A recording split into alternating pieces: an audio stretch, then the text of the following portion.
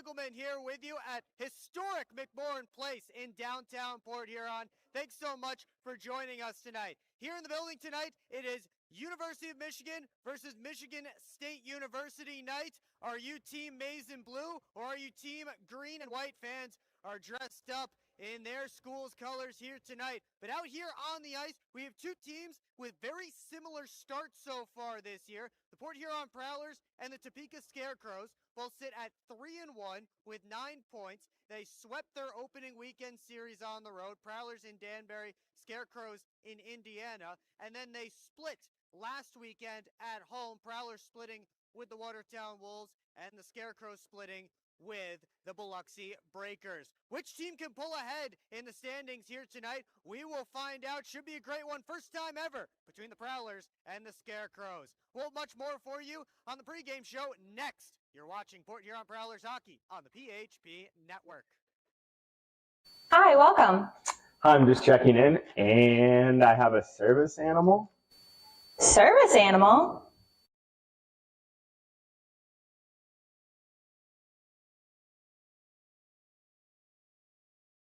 Do you have anything on the ground floor so I can let him out at night?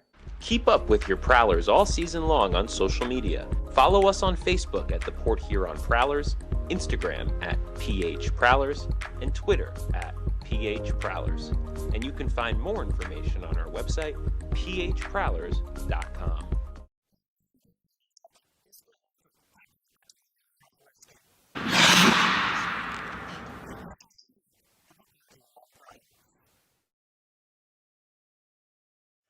Back here at McMorran Place, getting set for the Prowlers and the Scarecrows for the very first time in either franchise's history. Some FPHL, some hockey history going down here at historic McMorran Place. But before we get to tonight's matchup, let's take a look at the last game for both of these teams, starting with the Scarecrows last game. They took on the Biloxi Breakers at home, and they suffered their first loss of the season last Saturday night, a 6-3 defeat to the Breakers, despite Gordon Whalen factoring in on all 3 goals. But it was the Breakers scoring 4 unanswered in the second period to really take control of that game. Danil Brizgalov made 34 saves in his first start for the Topeka Scarecrows. Meanwhile, Josh Rosenzweig got the win for the Breakers, 27 saves, and Declan Conway 2 goals and 2 assists. He, of course, made some news a couple of weeks ago when the Breakers took on the Monroe Moccasins. A little bit more on that coming up later in the show. Well, for the Prowlers, their last game, they took on the Watertown Wolves, and they were trying to earn the split, while the Scarecrows fell into a split. Prowlers trying to earn the split, and they did, bouncing back with a 2-1 win over the Wolves. Bailey Huber made 23 saves in that one, get the win in his pro debut. Artu Hakala, the game-winning goal to break a 1-1 tie in the third period. So the Prowlers split with the Wolves. The Scarecrows, they split with the Breakers. If you were here for the Open, you kind of know where this is going as we get to the standings in the Empire Division, as those two teams are tied up in the second and third spots in the division, as it's the Black Bears up at the top of the Empire Division, followed by the Prowlers and Scarecrows. Blue Ridge Bobcats are also undefeated, much like the Black Bears, although they've only played half the number of games the rest of the division has. And then you look down towards the bottom, Hat-Tricks and Sentinels, the 2 winless teams right now. However, they do play each other this weekend, Saturday and Sunday. One of them will come away with a victory at some point. I hope maybe we get some ties, but I don't believe that will be the case. But in Indiana, those teams will face off, and somebody, at least one of those two, will get their first wins. As we get set to take a look at our player spotlights, starting with the Scarecrows. It is TJ Sneath, the former Motor City Rocker, as he's one of many former Rockers here on this Topeka Scarecrows squad. He's currently tied for the FPHL lead in points with 9, selected in that Motor City dispersal draft. Again, one of 5 former Rockers on this Scarecrows club. For the Prowlers, we have a team debut. Blake Anderson will don the Prowler black and red for the very first time. He had some visa-related issues delaying his arrival to the team, but he came from Monroe as part of that Tucker Scantleberry trade this summer. 21 goals, 40 points in his rookie year for the Monroe Moccasins, and he'll look to bring some more scoring to a Prowlers team that scored just 4 goals over 2 games last weekend. Take a look at where he slots in to tonight.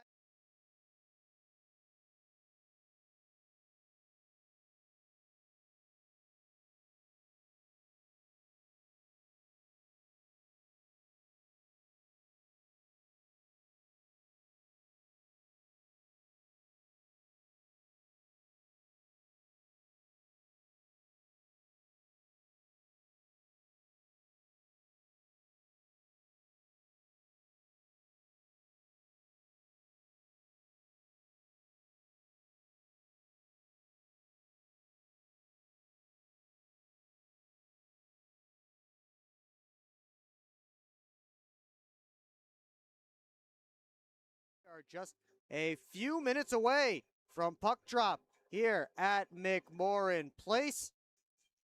And we want to let you know about the Prowlers.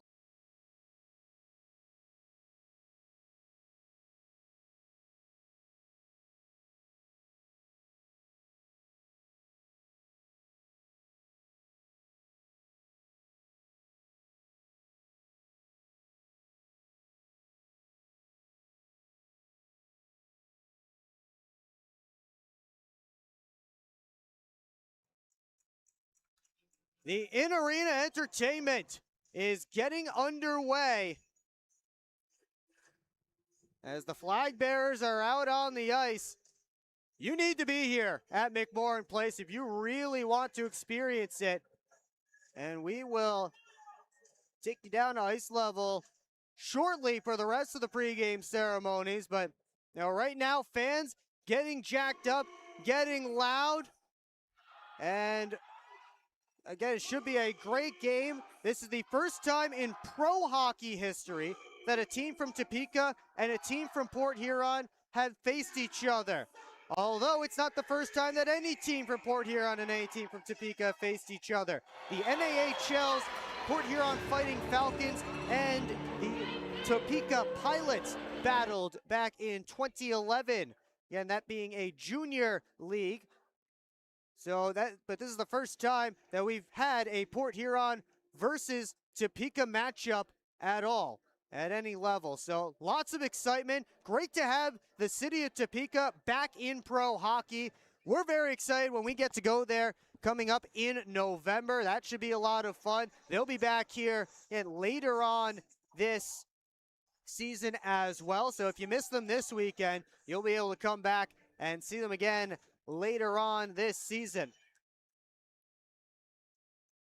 But we are moments away from getting underway here from McMorran Place and getting all of our pregame ceremonies set up. Should be a great game. Prowlers and Scarecrows. The winner tonight will take over second place in the Empire Division. And well, if the Binghamton Black Bears don't do very well tonight, they could very well take over first place in the division. Black Bears are visiting the Watertown Wolves this evening. That part of a home and home matchup. Only one other Empire Division team in action tonight. That is the Blue Ridge Bobcats. 7:35 p.m. down against the Twin City Thunderbirds. As the Scarecrows take the ice here at McMorran Place, we will take you down to ice level for the rest of the pregame ceremonies.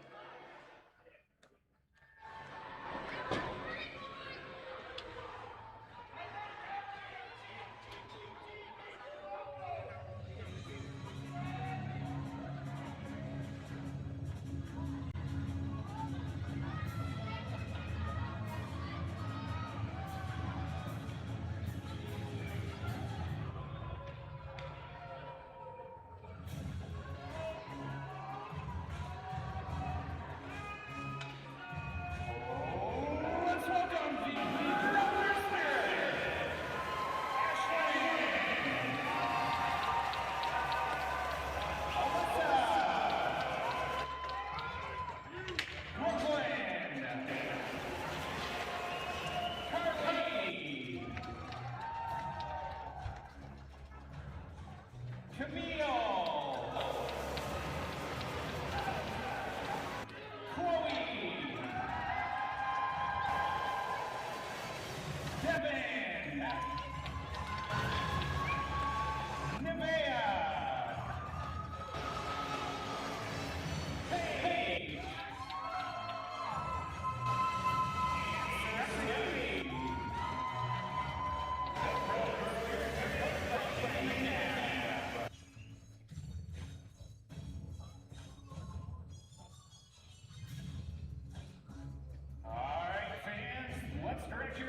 the players' entrance.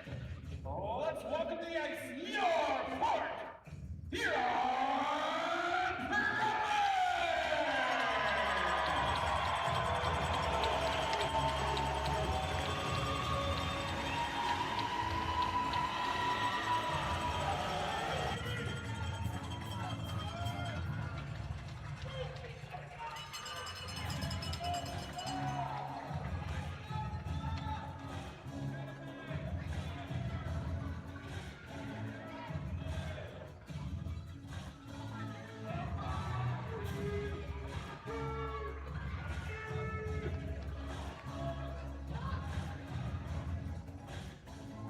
Now time for tonight's starting lineup, presented by Orthopedic Associates. On defense, number 2, Nick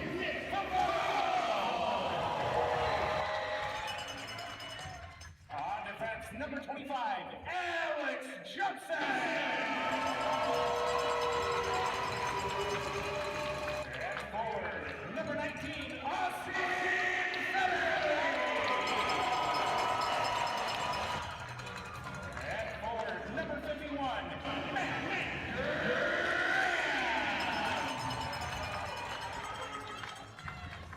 And forward, number 77, Lucas Buckley. And in goal, number 33, Reed Cook.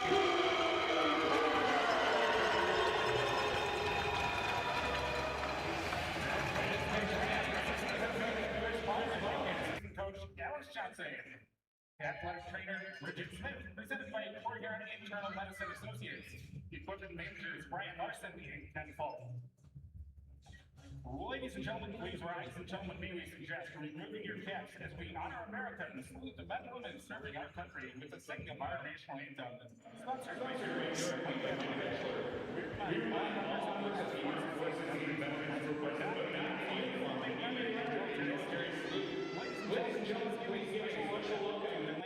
Key.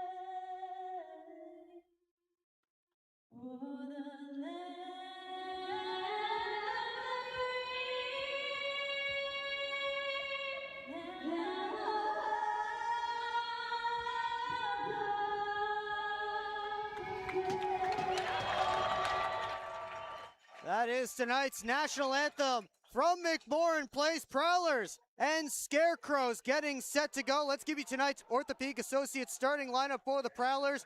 Lockney, Graham, and Federley start up front. Nick Favaro, Alex Johnson on defense. And in between the pipes tonight, Reed Cooper. So that same second line that has been together, that got put together last game, Federley, Lockney, and Graham, they get the start. And again, the top D pairing for the Prowlers, Favaro and Johnson. That takes us to tonight's starting goaltending matchup presented by Harrison Metal Fob. It will be Reed Cooper and Sammy Bernard, the two top goaltenders for their respective clubs. Cooper looking to get back on track, struggled along with the rest of the team a week ago against the Watertown Wolves in a 6-2 loss, looking for a bounce back himself. Sammy Bernard has not lost yet this season. Selected in the expansion draft from Baton Rouge, part of that goalie carousel at the trade deadline last season, went from Columbus to Baton Rouge. And now here he is in Topeka. The 31-year-old stands at 6'5". Big frame in between the pipes down to our left. We are just about ready for puck drop here at McMorran Place. Prowlers and the Topeka Scarecrows for the very first time. Of course, the Prowlers did have a hand in the Scarecrows existing, but now it's time to battle. As Port Huron was out there in Topeka for those neutral site games last season. Matt Graham set to draw against, let's see who it is, Scott Koash, a well-known name here at McMorran Place. Connor Lind is having a conversation with Matt Graham. What's the discussion here? There's a referee over at the Prowlers bench. Robbie Nichols, the Scarecrows head coach, is down there as well. Don't know what the discussion is about. Tonight's referees are Logan Wedekamp and Adam Fish. Linesman Jamie West and Brian Thurnauer. Robbie Nichols and now Carter Thornton also involved in this conversation. Really not sure what the discussion is about, but referee Adam Fish and the two linesmen over there talking with Nichols, while players right there at center ice, you can see them there having a conversation.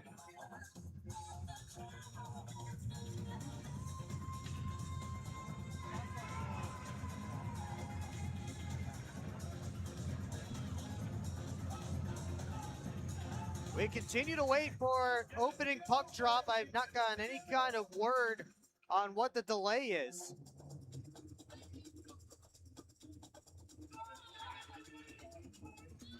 Not sure what Robbie Nichols is curious about. But he is, again, standing there right at the front of the bench. Prowlers associate head coach Chris Paul is on his own bench and not near the conversation.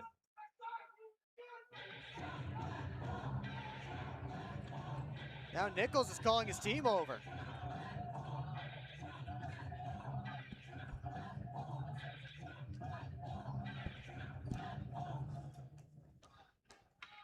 Robbie Nichols seems to be talking to someone down the hallway. Now McMorran Security is bringing in a bench onto where the Scarecrows bench is. Were there no benches on the Scarecrows bench? Or maybe they need to bring in the extra bench behind the bench so Robbie Nichols can stand. That seems to be what we've been waiting for. Now we're all set to go. Robbie Nichols has his perch in place, and he will take his spot, hopefully momentarily. But first, we will drop the puck. We're underway. First ever game between the Port Huron Prowlers and the Topeka Scarecrows. Alex Johnson ices that puck early on, just 10 seconds in, and we'll get our first whistle of the game. The draw will come all the way back down to Reed Cooper's end. Cooper, the #1 guy for the Prowlers, in case you missed it just moments ago. An even 2 goals against average and a .949 save percentage for him so far this season. Connor Lind, former Columbus River Dragon, steps out from behind the net. Soft pass to Scott Koash. Try to flip it all the way down. And now both teams have an icing. And we have 29 seconds ticked off the clock in period number 1. And the Prowlers will take this opportunity to make their first change of the evening.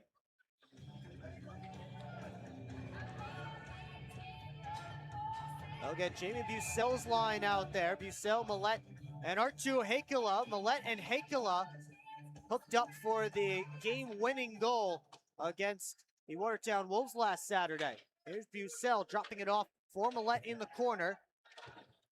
Trying to cycle it down deep. Hakela came in to help out. Now Bucell pulls away from Lynn, trying to stuff it.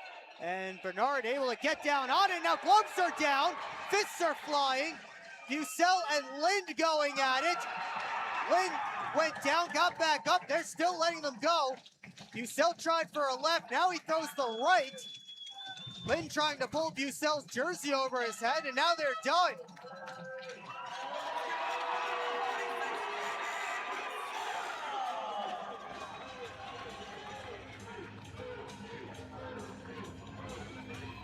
The Prowlers faithful loving that. It all started with those two battling in the corner, and then Bucell wanted to find that puck. It didn't look like much, just a couple of soft shoves from Lind. His glove flew off. Bucell tossed his gloves off, and it was on. Those guys were firing. Looks like Bucell got a good shot in with that right hand. Just saw a moment ago. Spirited bout. What a start to this one. As Zach Papapetros turned it over to Cumbus, tried to send it around to the near side, but only came to Elijah Wilson, number 16. Back over in Papapetros' direction. Tried to slip it ahead. It's on the tape of Reggie Millette. Oregon saw it tipped in on Bernard. He'll gather it back and cover up for a whistle and a face-off. And the Prowlers switch up their defense pairing. Ben Brockway and Brian Parsons step out there. Brockway, we will have him on the intermission report. Have a clip from what was a very entertaining coaches show on Wednesday night at Wings Etc. Lining up for the first time as the Prowler, Blake Anderson on the near side wing, chasing after Gordon Whalen. Anderson, of course, part of the Tucker Scantleberry trade this summer. Came over from the Monroe Moccasins. Parsons tried to float it through, but they say it came just out of the zone, so offside called against the Prowlers. But Anderson, one of 3 players the Prowlers got back from the Mocs in exchange for Scantleberry. The other 2, Nick Favaro and Connor Bazal. 21 goals, 40 points as a rookie last year. He's lined up right now on the right wing side. As Parsons takes the faceoff and he fires it in. Toss towards Murphy. Got as far as Brockway at the line. He gets it back down deep. Jordan Gagnon locked up with a Prowler. Corey Checo, another one of those former Rockers on this Topeka side. Got ahead to Quinn O'Reilly. Now Checo, right wing, trying to push past Brockway. Mora takes him hard into the glass. Penalty coming up against the Prowlers. And we will get our first call of the game. It's a hold, and it looks to be going against Ben Brockway.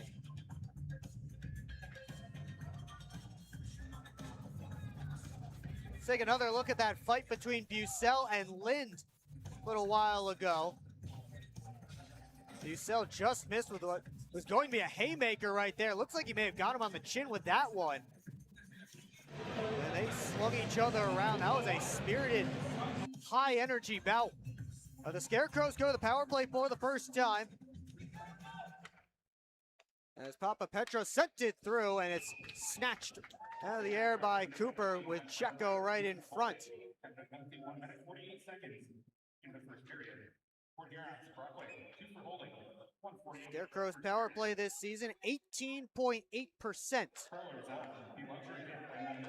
4th best in the Empire Division. Prowlers get a quick clear. Their power play, or the penalty kill, went 8 of 11 against Watertown, 88.6% this season. It was a matter of concern, certainly, especially in the Friday game against the Wolves. which they allowed 2 power play goals. Here's Wilson walking up the wall. Cycled down for Checo. Lockhart beats Sneath to the puck, and he fires it all the way down. How about for the Scarecrows early in this season?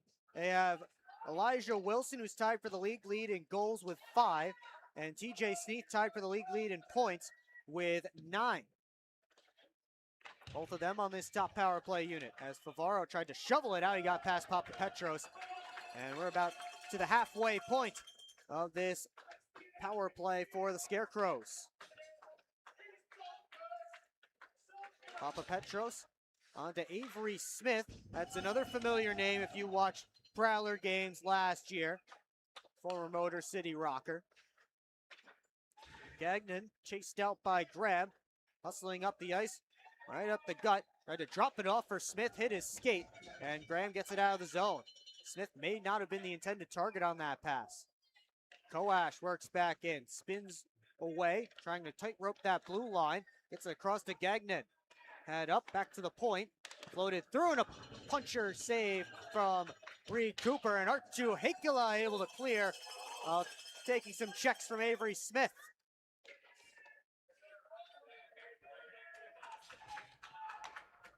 Left wing sides, Gagnon had some trouble with it. Went off the Zamboni door, Cooper alert. Oregon, the first one to it, wrapped it all the way around past Thornton and all the way down, and that will take care of the rest of the penalty.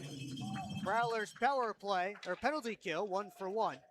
And we stay scoreless. We approach 4 minutes gone here in the opening frame. Dig away on the near side half wall. Morick in there. Checo and Smith for the Scarecrows. Lockney pulled it out. And now it's Favaro leading the rush. Off to Morick, right wing side. Morick driving to the net, and he drew a penalty. So the Prowlers will head to the man advantage just as soon as Topeka touches up. Here's Anderson. Able to bounce it up high to Oregon. Federley couldn't get that pass across. It was taken away, and we will get the call. So the Prowlers heading right to the man advantage. Doug Blaisdell. Have we mentioned former Motor City Rockers yet? He's the one in the box. So the Port Huron power play, 0 for 6 last weekend against the Wolves, and dropped down to 15% on the season. As Blaisdell gets called for hooking, and the top unit starts up for Port Huron. Federley off for Millette. All the way across to Lockney. Graham and Johnson the other two. Federley sent it through. And that one ends up in the corner. Graham off to the side to Lockney. Back to Graham. Tried to whip it up high. Forced it through towards Millette. But couldn't get it on his tape, and the Prowlers have to retreat. Scarecrows PK under 80% this season. 77.1 officially. On the outside, it's Graham. Tried to bounce it around for Lockney. Gagnon read that one, and he's able to pitchfork it all the way down. Port Huron switching up the units as Federley drops it off for Millette. And onto Lockney left wing side. Lockney spins back, waits for help off the bench. Drops it off to Millette. Whips it across looking for Bazal, but off his skate. And it's cleared all the way down. Scarecrows got 2 shots on net on their man advantage. Prowlers currently credited with 1 on this power play, as Millette couldn't bring that pass in that was behind him. Elijah Wilson trying for a chance shorthanded. Now it's Sneath wasting time in the corner, pinned by Bazal. 3 Prowlers in there trying to pull the puck out, and finally Favaro will move up ice with it. Left wing side, it's Heikkila.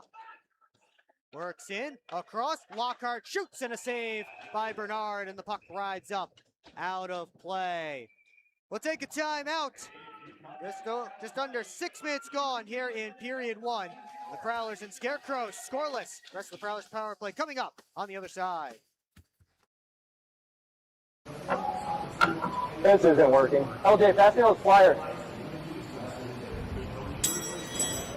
No look behind the back pass. It's a whole play. LJ, come on.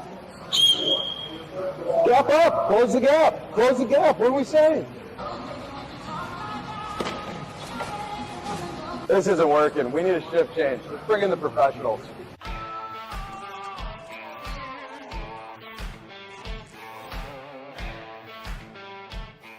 Hello, home.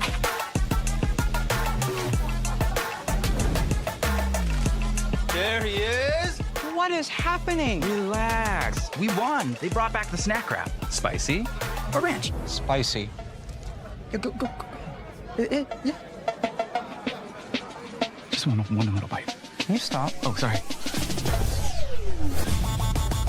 Gather your crew. Snack Wrap is back. Back here in Port Huron, we take a look at our washed-up coach of the game. It is Robbie Nichols, the head coach for the Topeka Scarecrows, former owner of the Elmira Enforcers, and he is the first-time coach of these Topeka Scarecrows, but has a long history, ECHL, UHL, CHL.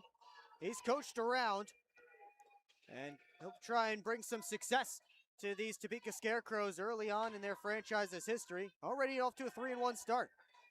Prowlers power play not off to a strong start as Scarecrows get themselves a shorthanded chance. That didn't work. Now 3-on-2 the other direction. Hakela, Lockhart, backhand, didn't get much on, and it just dribbled wide. They turn and fire it all the way down, and icing called against Topeka as they fired it just as the power play expired.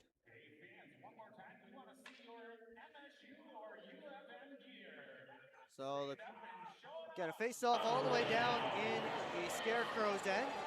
Blake Anderson, Vinny DeCumbus, and the squad trying to get something going here against maybe a tired group of Scarecrows. Koash won the face-off back. Blaisdell around the wall. Couldn't be brought in cleanly by Hugo Koch. Quick up to Anderson. Throws on the brakes. Sends it all the way down and around. Millette gets to it on the other side. He was surrounded. DeCumbus backs him up. Got it down for Millette. Up to the point. Parsons let it go through. It was blocked up by traffic. Blaisdell had his pocket picked. Anderson on it. Blake Anderson twisting and turning behind the net. Tried to center for Millette. That was bounced back to him. And then Anderson draws a penalty. And Doug Blaisdell is heading back to the box.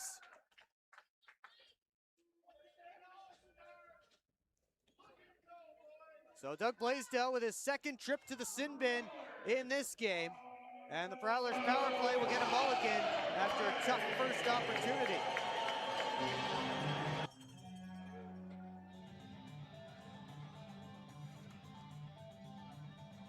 They'll try that first unit again to start off. Matt Graham's side.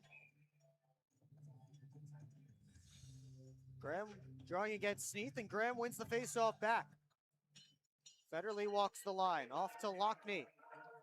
Down low, Graham, taking a look in front, gets it to Millette on the far side. Looks towards the net, down to Graham. Johnson in the slot. Graham gave it to Lockney, and now it's tossed out by Sneath off the turnover. Cooper coming all the way out to play it away from Wilson. Federley over to Millette. Throws on the brakes. Reggie Millette sets things up at the line. Slips it through to Federley, straight on. Off to Lockney. His shot off the stick of Sammy Bernard. One-touch feed in front. Johnson fanned on the shot. He's able to get back to Lockney, though. Prowler set right back up. Millette just did keep it in. Tried to whip it over to Lockney. Lind got in the way of it. A sliding Federley kept that puck in the zone for only a moment. But now both teams will get changes as Millette chases after it. Under a minute to go on the Prowlers power play. Millette drops it off for Favaro. Trying to step around Koash. Favaro takes a look over his shoulder. Around to the near side. And Lockhart scoops it up at the point. Walks the line to Favaro. Steps in. Down low. Popped high up in the air. As Bucell got a touch on the shot pass. Favaro. Bucell through the seam to Lockhart. Now Bazal on the boards. On goal save Bernard. Lockhart kept it in. Thought about the shot. Instead it's Bazal. One touched in front. Couldn't get it to Hakela. Favaro. Down towards Hakela. Couldn't bring it in cleanly. Papa Petros steals it from R2 Hakela. And now moving up shorthanded is Koch. As Papa Petros going to the net. Hugo Koch will play it all the way back, and that will kill off the rest of this Prowlers man advantage. So both teams still 0 for on the power play. Prowlers 0 for 2, Scarecrows 0 for 1. We're still scoreless here in Port Huron. Millette tried to feed a pass through. That went off a body. Federley tracks it down. Brockway right back down to Austin Federley. Slipped it out in front looking for Millette. Off a Scarecrow. And it's tossed out by Norwinski. Parsons bangs it back in. Gordon Whalen, one of the players to watch on this Topeka squad. As the Scarecrows get it out, Brett Mort came in to throw a hit. Parsons up to DeCumbus, pops out to the middle of the ice. And Whalen able to keep it away, at least momentarily. But here comes Reggie Millette. Pinned by Whalen. And sent out by Quinn O'Reilly, the Wichita, Kansas native.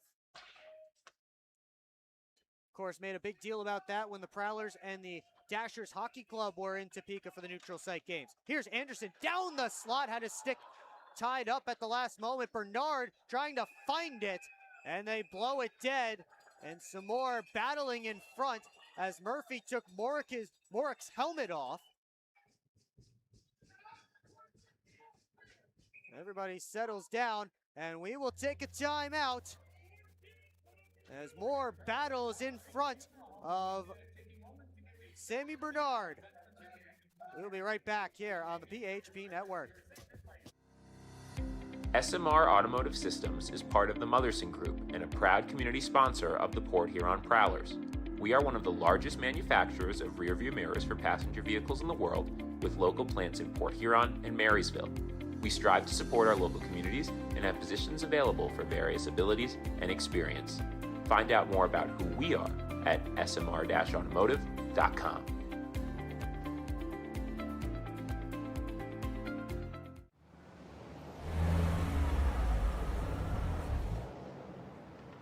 Hey guys, what's going on?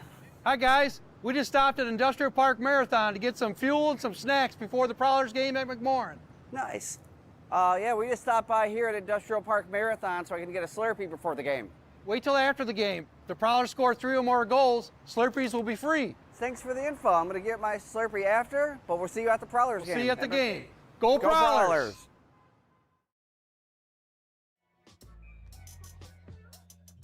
Back here in Port Huron, Reed Cooper and the Prowlers still scoreless between them and the Topeka Scarecrows. Hearing from Molly Urquhart down between the benches.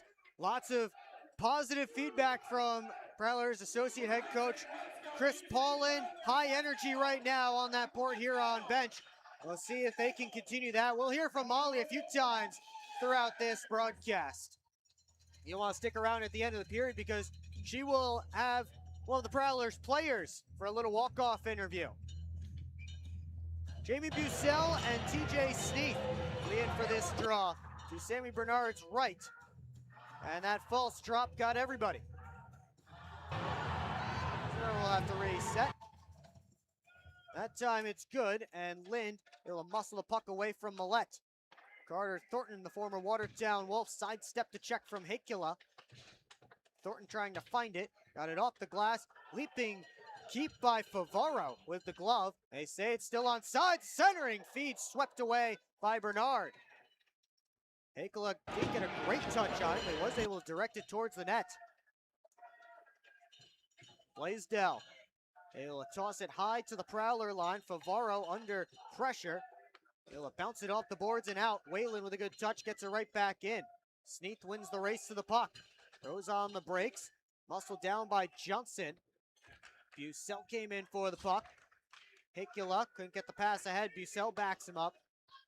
And Favaro sweeps it into the offensive zone. Prowlers get a change. Whalen, headman feed looking for Koash. That was blocked up. Papa Petros has to flag it down, chased by Federley. Lockney right on goal, and a glove save by Sammy Bernard, his 7th of this hockey game. Prowlers has had some good pressure so far, getting plenty of shots through to the net, still searching for that first tally of the game. Head on over to guest services to purchase. Tied up off the draw. Lockney stole it from Papa Petros. Lucas Lockney take a penalty. They say a slash coming against Lockney. So we'll have a Scarecrows power play now, their second of this game. It didn't look like much to me. And it didn't look like much to the Prowlers either, it seems. But Lucas Lockney will head over to the penalty box.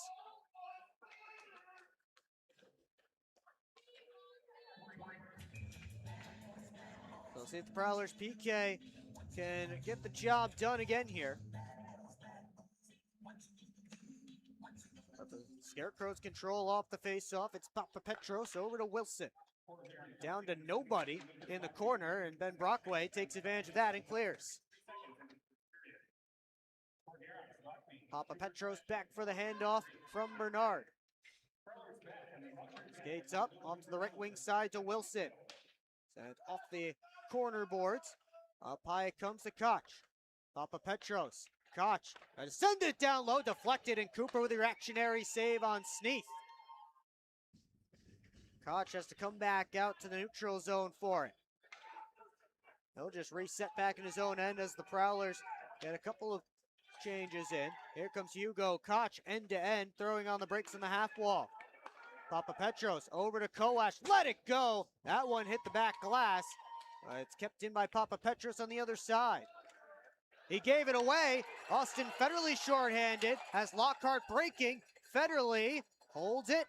And he'll just send it down deep as Papa Petros did a good job to take away any passing or shooting lane Austin Federley may have had. Morick heading after it in his own end. Fire it around. Right into Carter Thornton. Thornton heading down towards the net, tried to sweep it across, couldn't do it. He had a man breaking down the backside, that was Gagnon. Kowash quickly across the Thornton, passes a bit behind him. Whalen at the top. Gagnon with Avery Smith right in front of Cooper. Floated through, that was blocked by Brockway. He's getting back to his skates as it's stopped by Cooper, and he dives back to get the rebound.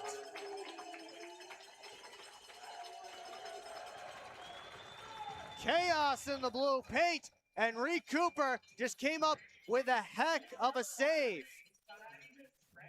Let's take another look. As the shot came in from the point, the rebound was there, and Cooper was able to dive back and make the save. What a stop by Cooper. Take another look from the wide angle here. Brockway's getting back to his skates. That puck was right there, and Thornton looked like he had a tap in. And Reed Cooper with a heck of a stop. Whalen down the wall. Another penalty coming up here against the Prowlers. As Graham touches up. And Alex Johnson to the box for slashing. So with 7 seconds left, or no, pardon me, Blake Anderson the one to the penalty box for slashing. So with 7 seconds left on Lockney's penalty, Prowlers will be down 2 men for just a brief time. It's Graham, Favaro, and Johnson to start out there. Penalties piling up early for the Prowlers, really for both sides. 5 total minor penalties already in this first period. Sneath won the puck back. Papa Petros gave it over to Wilson. Right back. Wilson didn't have in the one-time spot. Now Checo looking for the backdoor feed. That one caroms out of the zone. Lockney trying to pick Papa Petros' pocket. Couldn't do it. And now Sneath works back in. It's a 5-on-4. Sneath pinned by Johnson on the wall. Graham takes it. He has some skating room, and he'll pass off to Favaro. With DeCumbus, Favaro short-handed.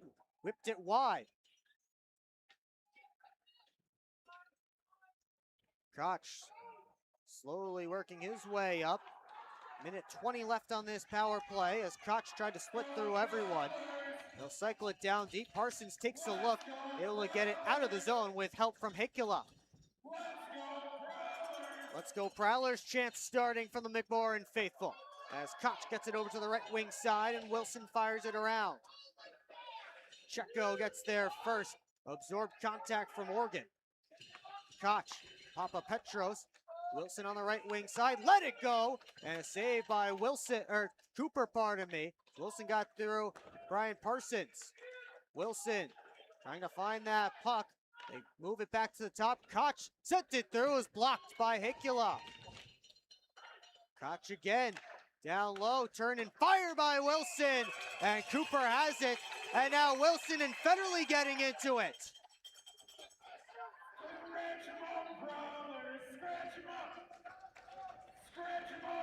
They're separated, 33 seconds left on the penalty to Blake Anderson.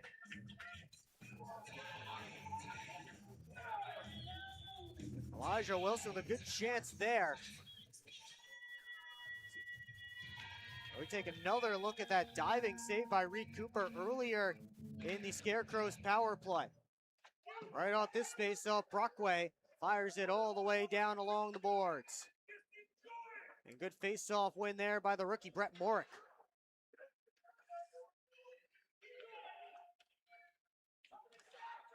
Fired in off the back wall. DeCumbus grabs it there and off the boards and right out. 10 seconds left on the penalty to Blake Anderson. Gagnon to the red line, fires it in off the back wall. Cooper keeps it below the goal line. Gagnon just tried to fire right back in front. That one off a stick and up out of play. Back to 5-on-5, and we'll have more for you when we come back here on the PHP Network.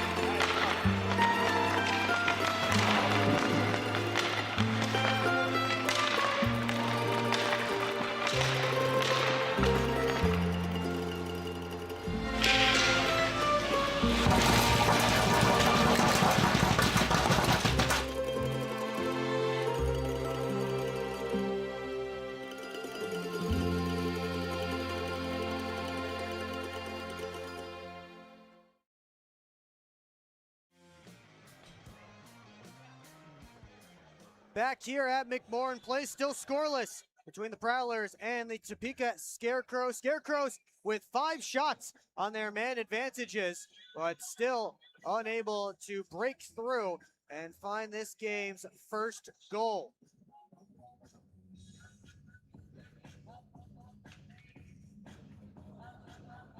They will get a face-off to Reed Cooper's right. Off this face-off, Checo takes a bump from Bucell. Johnson comes in to help out. He grabs the puck.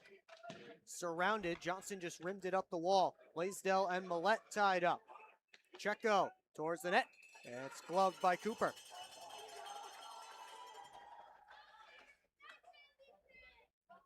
We'll have another face-off deep in Prowler territory.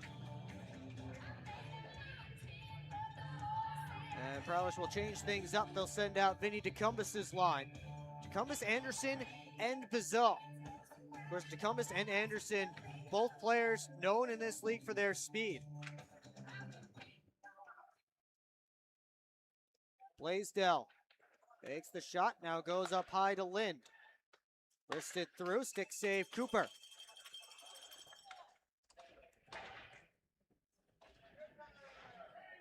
Battled for in the corner, 3 Prowlers against 2 Scarecrows.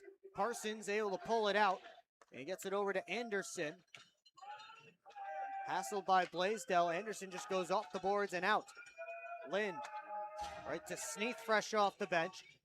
Couldn't get it in deep though, as a couple of Prowlers collapsed in on him. Brockway fires it all the way down. And that is an icing against Ben Brockway and the Port Huron Prowlers. On the U of M versus MSU Button contest. U of M is up by a score of 7-2. So we'll get Sneath and DeCumbus in on this faceoff.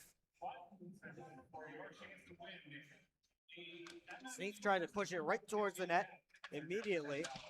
Wrapped around to the far side. They cycle it down deep. Thornton dumped by Brian Parsons. And now Anderson bringing in that puck off to DeCumbis. Left wing side is shot off a stick and up out of play.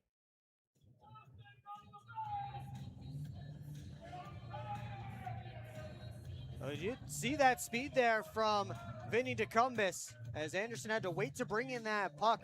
DeCumbis flew up through the neutral zone. Get that opportunity. Good stick though by the Topeka defense. R2 Heikkila will take this draw against TJ Sneath. Sneath to reset. Now we're underway. Wilson came through the dot to grab the puck. Thornton fires it down and around. Johnson takes a look over his shoulder, rims it up to Heikkila. He'll chop it along. Papa Petros has it in his skates, and he gets it back down into Prowler territory. Nick Favaro, he'll launch it up in Millet's direction, but he couldn't bring it in clean. Papa Petros up for Sneath, curling back, try to go to Papa Petros again. Banged up the boards. Millet keeps it in. Papa Petros will try the far side this time. Favaro pinching in, trying to get there along with Thornton. Puck bouncing up in the air. Bucell, turnaround try. And Sammy Bernard able to track that one the whole way.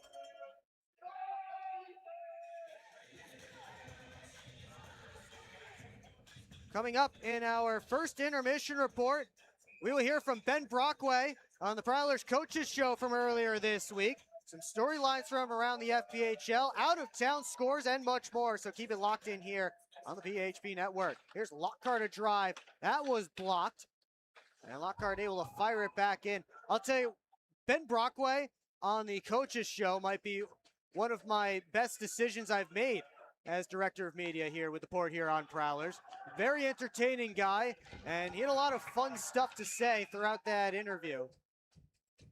We did cut out the segment where he answered some fan questions. He went into the locker room, took you into the locker room behind the scenes of the whole flag plant situation, the before, the during, the after. Very interesting. And if you missed that on Wednesday, then you'll want to be sure you're tuning in during this first intermission report to hear that. Matt Graham and Scott Kowash in on this face-off. Graham able to get it ahead to Lockney. And toss it over in Federley's direction. Able to get it in deep. Gagnon left it for Alex Norwinski, former Blue Ridge Bobcat. Started his career with his hometown team there in Wytheville, Virginia. Now here in Topeka by way of a trade from before the expansion draft, as that is a whistle for the puck being knocked down with a high stick. But Norwinski, one of two players acquired by the Scarecrows from the Blue Ridge Bobcats ahead of the expansion draft. Jacob Wolf, the other. Kyle Heitzner going the other way in that exchange.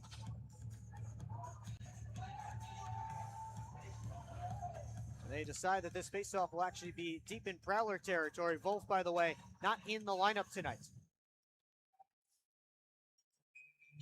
The draw will be to Cooper's left. Tied up on the dot. Morick fighting with Checo for it. Poked back to Lind. Sent it across towards O'Reilly. Banged it back down and around. Comes all the way to Lind on the other side. Now stopped up in the corner. 3 Prowlers, 2 Scarecrows digging for it. Morick and Brockway have Checo pinned. Now Murphy with a lane to the net, and the backhander swallowed up by Reed Cooper.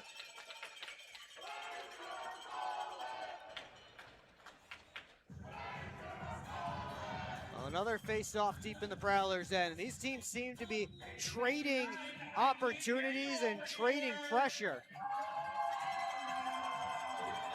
Both teams have had their chances. Both goaltenders have been good to start out in this game. Wilson lined up right behind Sneath for this face-off. And Sneath and Graham will take it. Graham able to win it back though. Favaro around behind his own net. Pass didn't get all the way through to Millette cleanly. Sent back down in. Cooper around in Hinkala's direction. Came out past the line. Scarecrows have to touch up for onside. Millette back pass towards Graham. Has Hinkala driving to the net. Graham left the puck behind. Whalen off the boards, out of the zone. We hit the final minute of play in period number 1. Johnson up to Graham. Touch pass in Lockney's direction. That was bounced back. Millette steps over the blue line. Oh, they say that was offside, and Lucas Lockney does not agree. Not sure about that one, but the linesman did call it, and we'll have a face-off just outside of the Scarecrows' end. Austin Federley with a word for the linesman.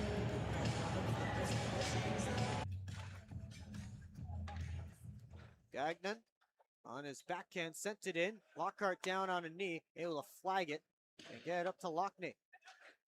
Kowash to an area. Lockney trying to skate into it. 30 seconds left to go in this period. Parsons gets the red line, fires it around. Hugo Koch, chased by DeCumbus, takes a look at the clock as he hangs out behind his own net. Time for one last rush if they hurry. Koch, long lead pass looking for Kowash. That's an icing, and that's important because the Prowlers will get an offensive zone faceoff with 8.2 seconds left to go in period number 1. Lockhart will head off for a change, and the Prowlers set up with Bucell, Millette, Anderson, Favaro, and Johnson. And Blake Anderson will be the one to take the face-off.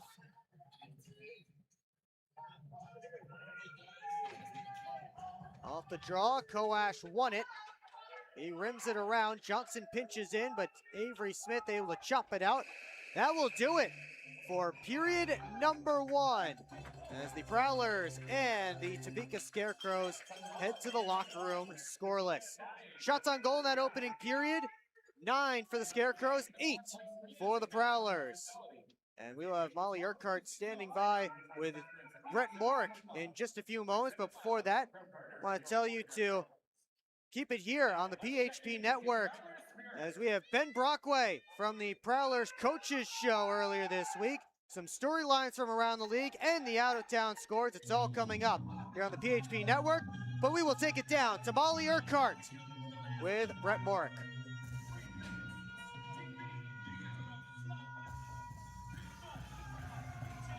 Hi guys, I am here with number 14, Brett Morick, who has been out here playing a great game so far.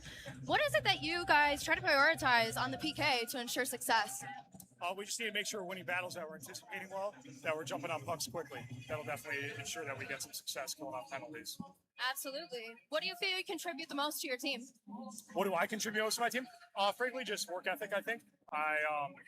Every time I get on the ice, I just want to work as hard as I possibly can and just compete to the best of my ability.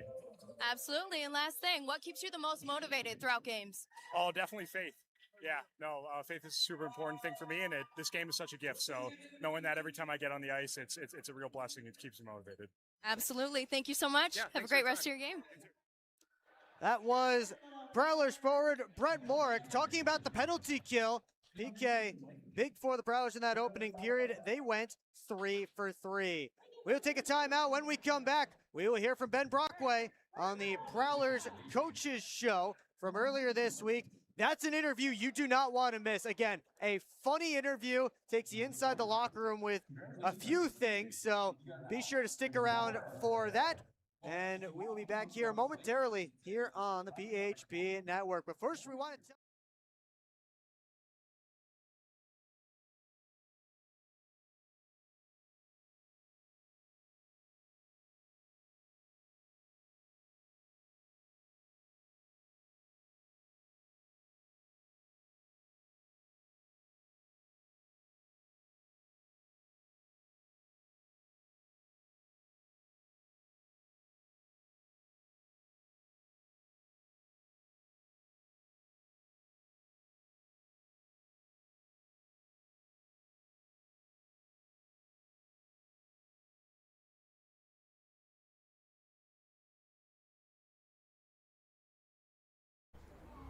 Yeah, I don't know about this one, fellas. Boys, we don't overcome adversity by backing down.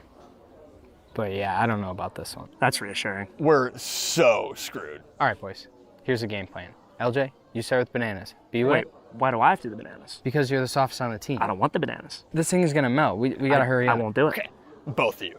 I will do the bananas and the whipped cream. Fets, please continue. Who's paying for this anyway? I am. I just bought my tickets for the Prowlers game this weekend, and the Milk House gave me 25% off my order. Fets, why'd you buy the tickets? You're literally on the team. For the discount. So are you all ready to give it a try?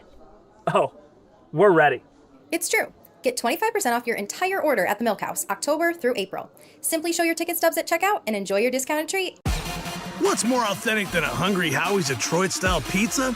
Nothing. We're not playing around with the pizza of our birthplace. Thick crust, cheese to the edge, sauce on the top. Where it belongs. We've seen a lot of fakes out there. Not here. This is authentic Detroit-style pizza. Order yours now online for $12.99. We sauce the top and rep for the 313 everywhere. We do bold. Hungry Howie's!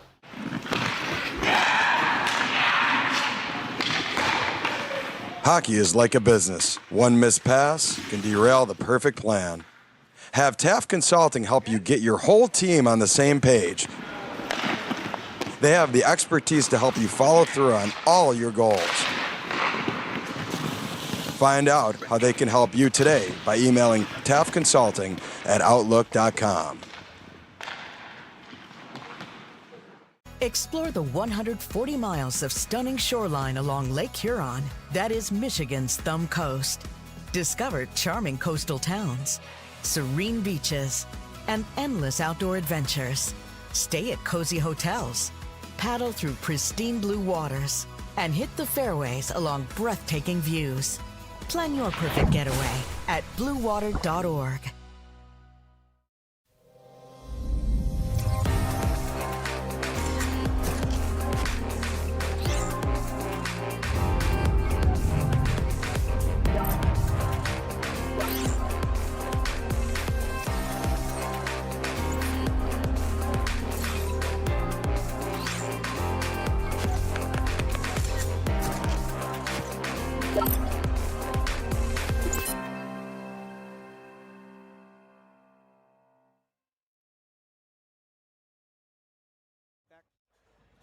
Back here at McMorran Place, first intermission underway, and the Prowlers and Topeka Scarecrows are tied up at nothing apiece. Well, earlier this week on Wednesday, Prowlers hosted their bi-weekly coaches show at Wings Etc. in downtown Port Huron. Defenseman Ben Brockway got to answer some questions from the crowd, including an inside look on the plant the flag incident from last year's playoffs. And here is Ben Brockway on that.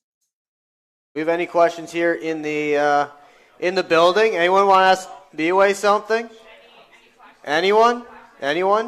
This is your chance to ask Ben Brockway anything that's on your mind. This what guy, do you guys got? This guy doesn't have a filter. He will ask it like he will answer the question straight up. He will not. He's not media trained. He will just answer the question straight up. All right, we got one. Oh, why did you plant the flag? Yeah, really good question. I'm a pretty emotional player, and I think I let that be one of my strengths. And we won the game, we won the series, and it was on my mind, and I thought I'm gonna do it. So. It just popped into your head. Yeah. One of the funniest things I remember, so we win the game, guys are celebrating, I'm on the bench, I'm like hugging the guys that didn't play that night. Next thing I know, like Danbury's heading over to our end of the rink. So I don't know what's going on, I just know they're upset about something. You threw up the jacket right away. You were like, all right, let's who we got? Like, who am I squaring up with? You were not in that particular instance. Not that time. I mean, usually that's just jackets on the floor. Well, I was pretty pumped because this is a big win for the boys.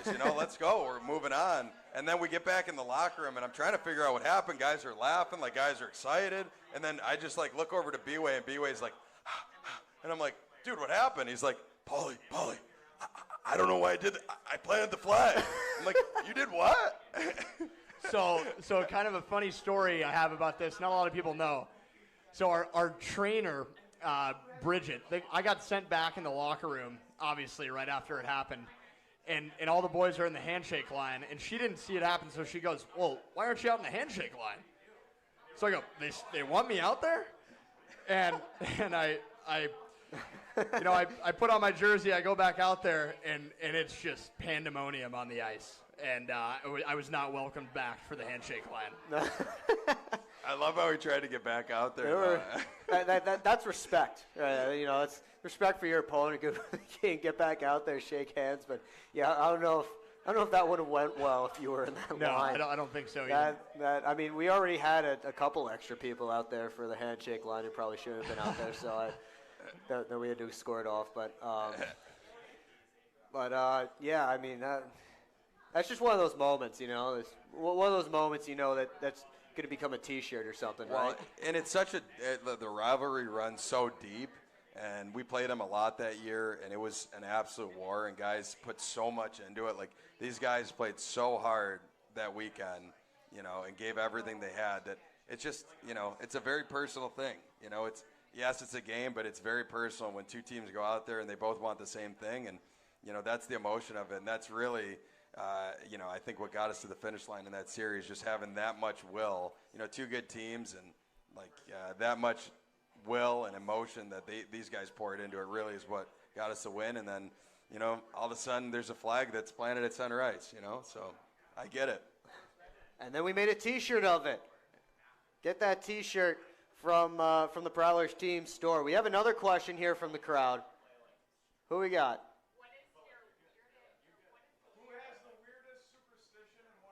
Oh, weirdest superstition on the team. Call somebody out, or yourself, or chicken out and say it yourself. But call somebody out. I can tell you, this isn't a superstition. This is just a bodily thing. I hawk about 1 million loogies before a game, so that's definitely part of my routine. I would say weirdest though. Jamie Bussell loves to throw his stick in the same trash can that I spit all those loogies in. And,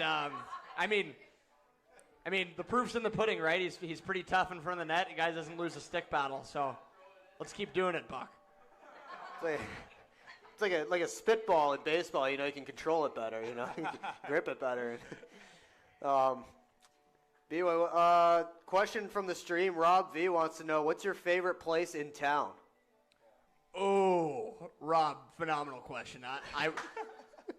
I would have to say Maria's. Maria's Diner. It's a great breakfast spot, and I spend a lot of my money at Maria's. Paul, what's the go-to at Maria's?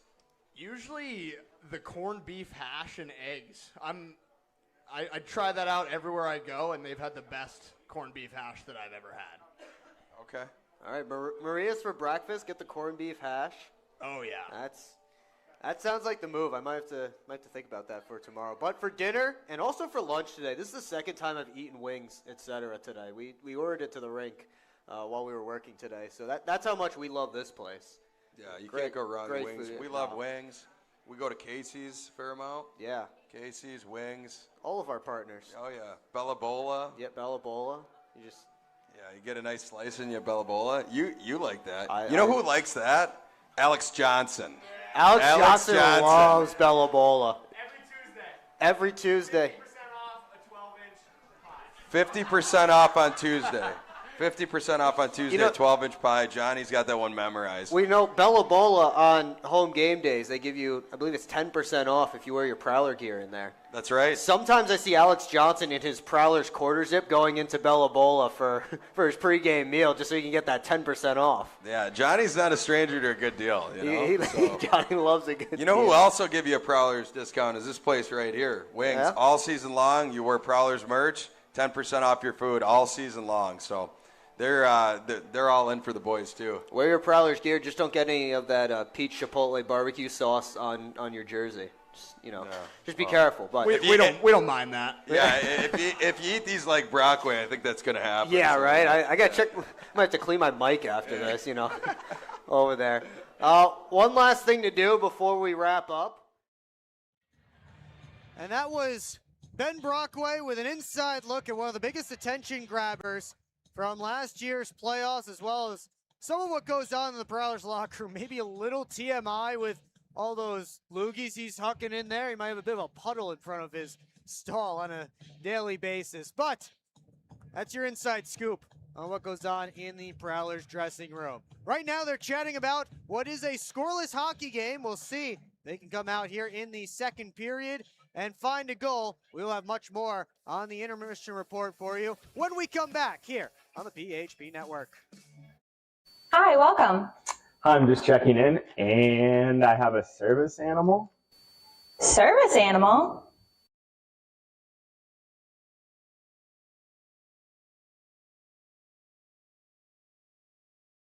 Do you have anything on the ground floor so I can let him out at night? Keep up with your Prowlers all season long on social media. Follow us on Facebook at the Port Huron Prowlers, Instagram at PH Prowlers, and Twitter at PH Prowlers. And you can find more information on our website, phprowlers.com.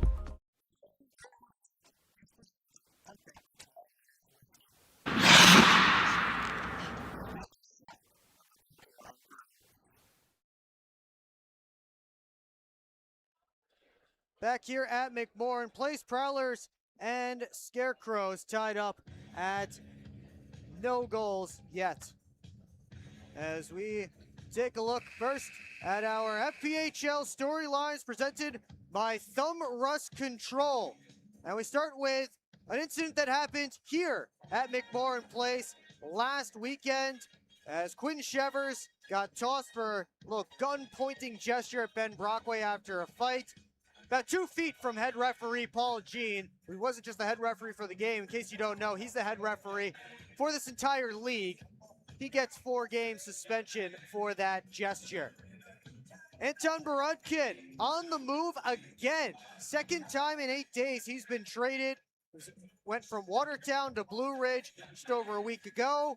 And he headed to Indiana in a trade earlier this week.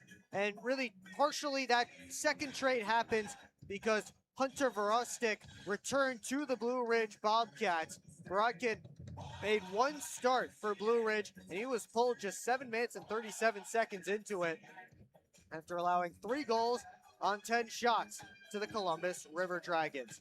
Of course, the biggest story this week, and we won't dive too deeply into it, but it's Parker Moskal out in both Monroe and PD, and both teams have really distanced themselves from Moskal, both making statements this week. Moskal had been acting as GM for the Moccasins and also as a player. He really led the charge to get the Monroe Moccasins into Monroe last year, led the charge again this year to pull the HC Venom down south to Florence, South Carolina, and make them the PD Ice Cats.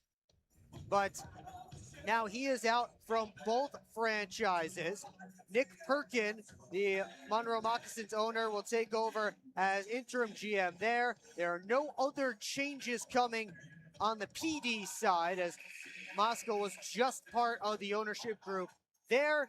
That is as far as we know at this point. This story, of course, still developing, as many of these things do. Now let's take a look at our out-of-town scores. Lots to look at around the FPHL. And let's start with those PD Ice Cats. They are taking on the Athens Rock Lobsters, and they are up right now by a score of 2-0, as they have just dropped the puck in period number 2. Jake Jurgenet and Dominic Marcinkiewicz have the goals for the Ice Cats so far. Binghamton Black Bears up 2-0 on the Watertown Wolves. Now make it 4, as they have just hammered away in period number 1. Scott Ramekers Austin Durazio, Ivan Bondarenko, and Gavin Yates with goals for the Black Bears. 4 goals on their first 11 shots, still in period 1. All Black Bears in Watertown. Bobcats and Thunderbirds. Birds just got a goal from Gus Ford to cut the Blue Ridge lead in half, but the Cats, with goals from Kyle Heitzner and Carson Andrioli, they lead 2-1 down in Twin City. Finally, the Zydeco and the Moccasins will get underway in just a couple of minutes. That was a scheduled 8:05 puck drop. They still have not dropped the puck yet in Monroe. Of course, here, scoreless between the Scarecrows and the Prowlers.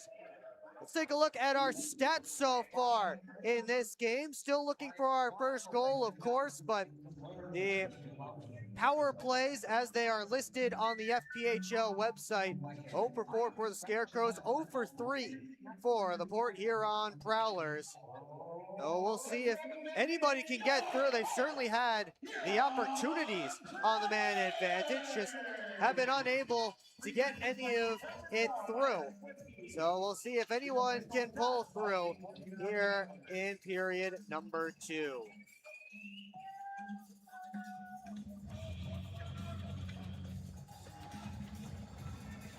Both teams hitting the ice here right now as we get set for the Hungry Howie's second period. Sammy Bernard sliding into the goal crease to our right. 8 saves on 8 Prowler shots in the opening 20. Reed Cooper in the goal crease down to our left. 9 saves on 9 Scarecrows shots.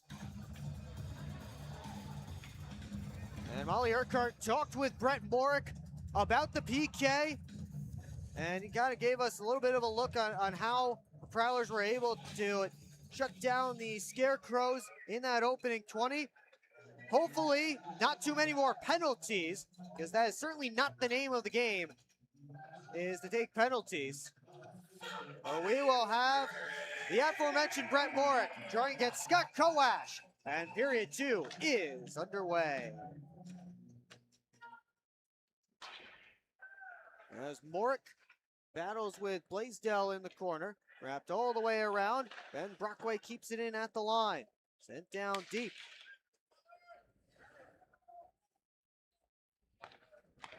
Now Scarecrow is able to escape, but pass wasn't clean, and Brockway back for it in his own end. Took a bump, Brian Parsons off for Anderson. Lead pass to Bazal, lost the handle, Anderson trying to come in and help out. Kowash takes it away, and he saucers it all the way down. That is an icing against the Scarecrows. And just like period 1, early icings here in period number 2.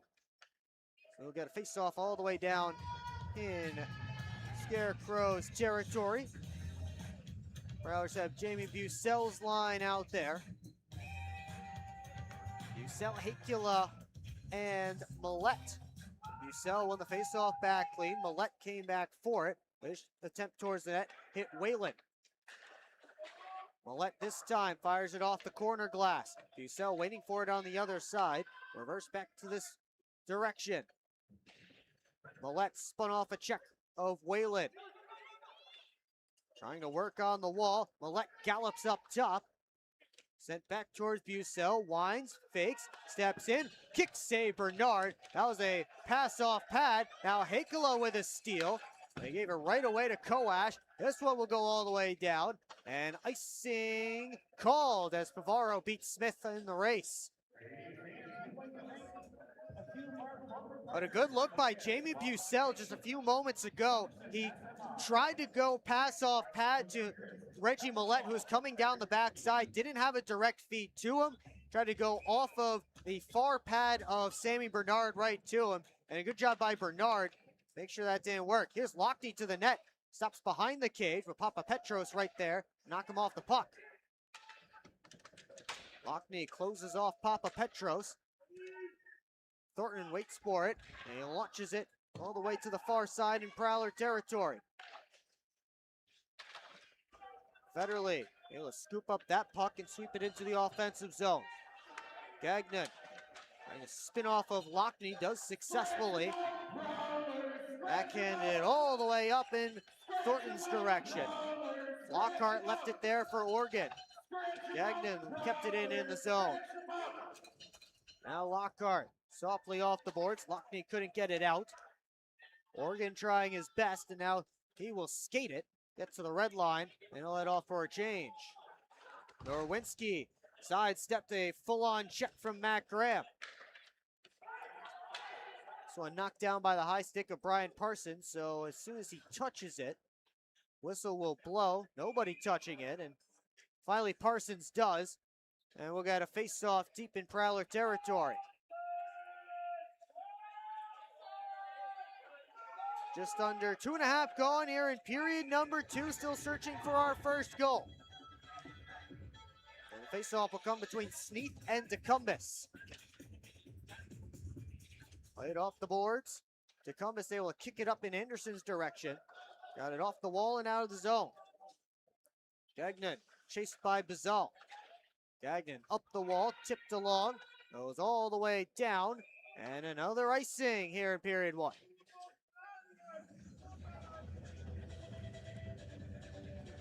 Chris Paulin on the Prowlers bench giving some direction to Tim Organ as he makes a change.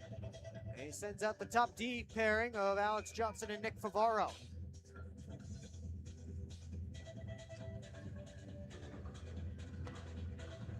Off this face-off, Norwinski taking bumps from Hakula, able to reverse to Gagnon. Elijah Wilson on for Sneath. It's the top line out there right now for Topeka. Bucell couldn't turn it in Millet's direction.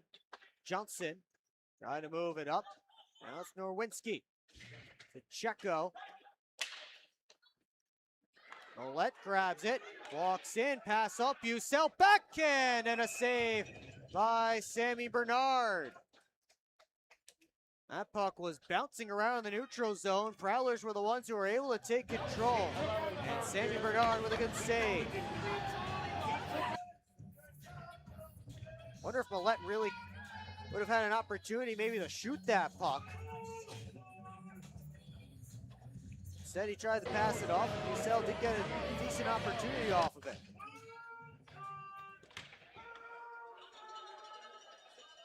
Lind for O'Reilly.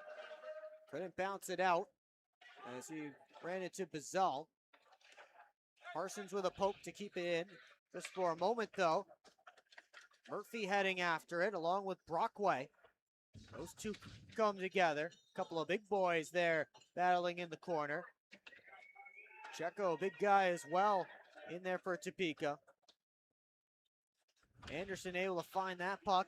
Get it out of the zone. Bazal from the red line. Dumps it in deep. Prowlers finishing a change as it's fired all the way up towards Kowash.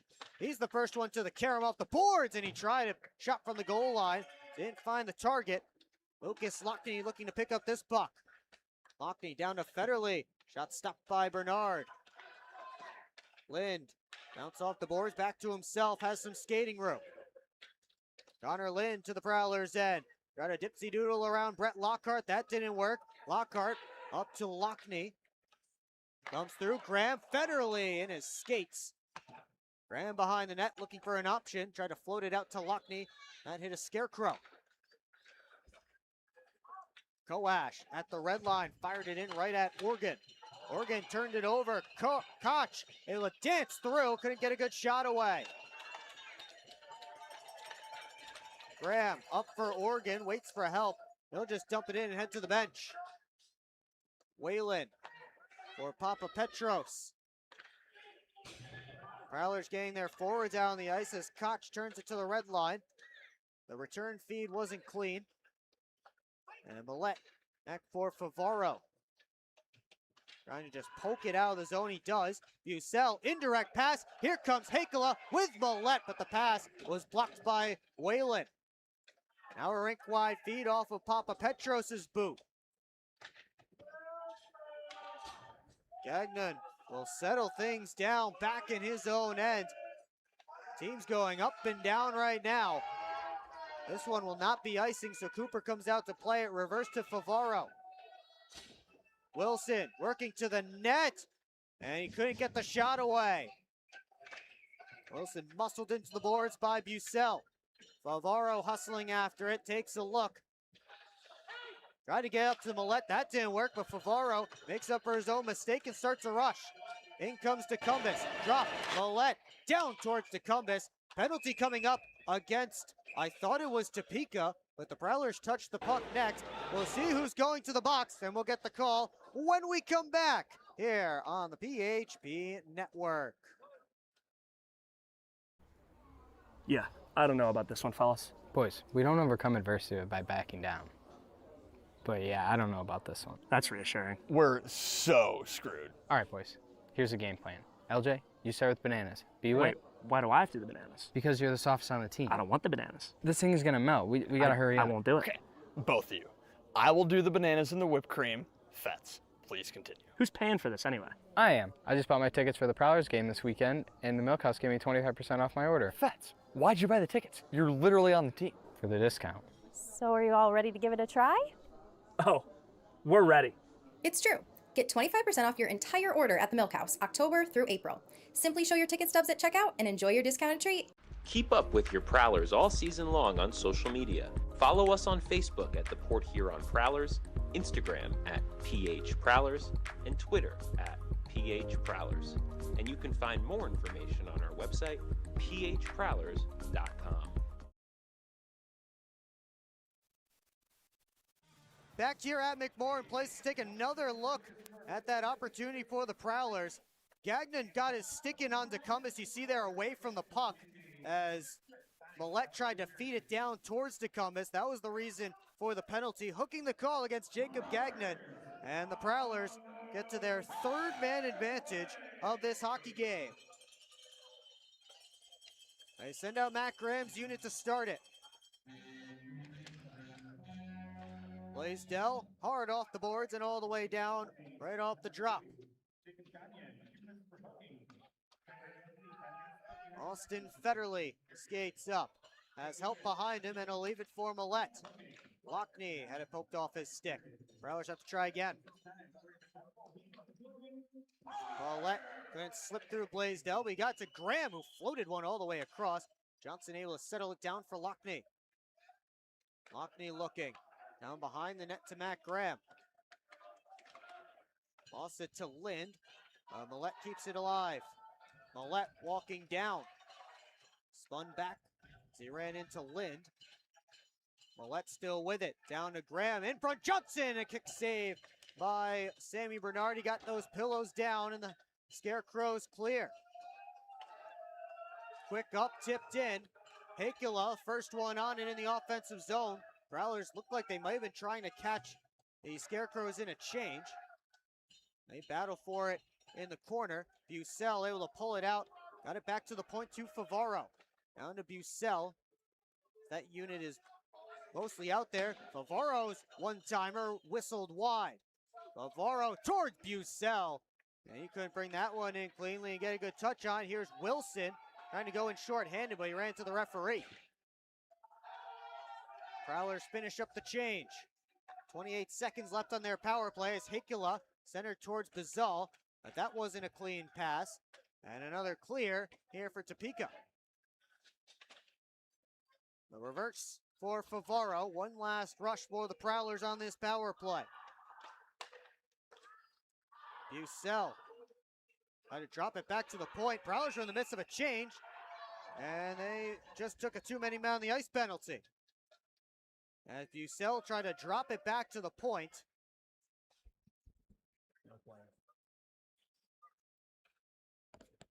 So too many men on the ice. We'll see who goes over to serve it, but it's one of those mental mistakes. Lucas Lockney will serve it, although the penalty minutes won't be charged to him.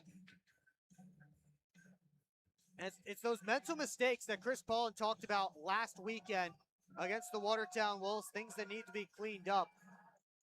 And to see those too many men on the ice penalties becoming a regular thing, that's not something that they want down there on the Prowler bench, of course. Well, 6 seconds of 4-on-4, and then it will be a Scarecrows power play. As faceoff comes to the wall, Papa Petros Gets it over to Wilson. Wilson with it. Papa Petros, those two play catch. Papa Petros had trouble with it. On to Wilson once more. Wilson pinned to the wall. 3 Scarecrows, 2 Prowlers digging away. Time ticking off this penalty as they continue to dig. Brett Morick in there, right on top of the puck. It pops out right to Lockhart. And Brett Lockhart will take his time before slowly sliding it down ice. And then absorbing contact from Corey Checo. Papa Petros. It's over the red line, over the Prowler blue, but he left the puck behind. And up comes Austin Federley shorthanded, working on Koch. Hugo Koch able to knock it away. Koch sends it all the way down and around. Checo. Couple of Prowlers in there. 3 Prowlers, 2 Scarecrows in that battle. Koash comes in to join. And now Koash up to the top. Papa Petros wants the one-timer. He took it, and it was blocked by Federley.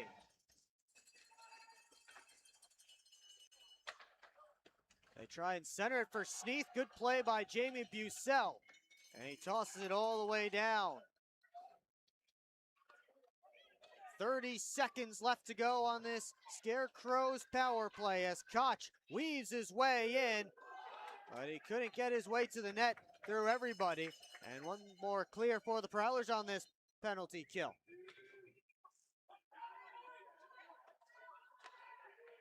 Avery Smith streaks up the right wing side.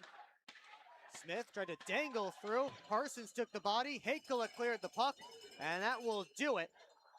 So both PKs stay perfect, and we are going to hit the midway point of this hockey game without a goal. Prowlers came into this game as the only team in the FPHL averaging both under 3 goals per game for and 3 goals per game, under 3 goals per game against. They've been playing the lowest scoring games of the year, and that continues to ring true here tonight. Blake Anderson takes in this pass from Oregon. Lockney takes the shot. That one off the back glass. That hit the netting, but play continues. Checo had his shot blocked. O'Reilly lost it to Oregon. Now Murphy pinned by Lockney. DeCumbis off the boards, high, and it drops in the Topeka end. Lind had some trouble with it. Jumped by Anderson. Took the puck. Tried to center. And unable to get it to Oregon. But Blake Anderson making his presence known with that big hit. A slashing penalty is coming up against somebody. And it's Blake Anderson. Fans don't like it. We'll get a Topeka power play when we come back. But first, let's take one more look at that huge hit by Blake Anderson in the corner. Penalty must have come after that. We'll take a look at it when we come back here on the PHP Network.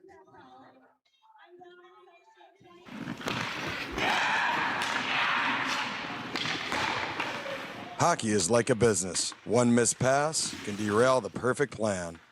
Have Taft Consulting help you get your whole team on the same page. They have the expertise to help you follow through on all your goals.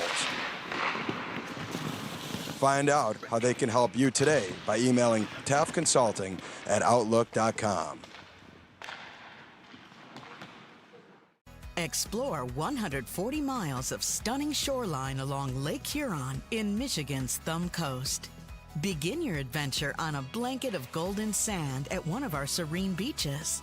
Connect with the historic atmosphere of our region's nautical influence and reconnect with friends under a blanket of stars. Plan your perfect getaway at bluewater.org.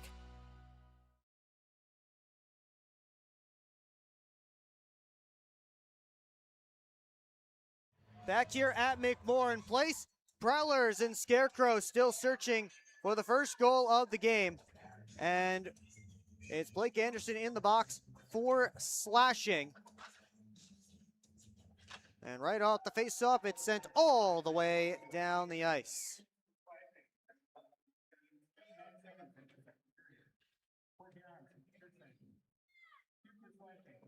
Up comes Whalen, fires it all the way around. After it is Koash, bumped by Johnson. Federley finds it, and high flip clear.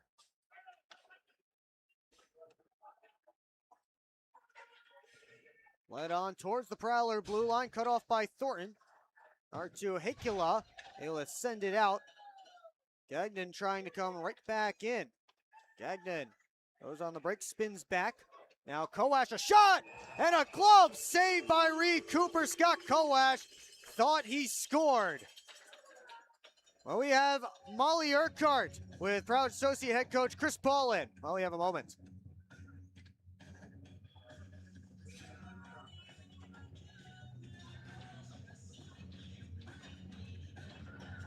Yep. My fault. My fault, we're good.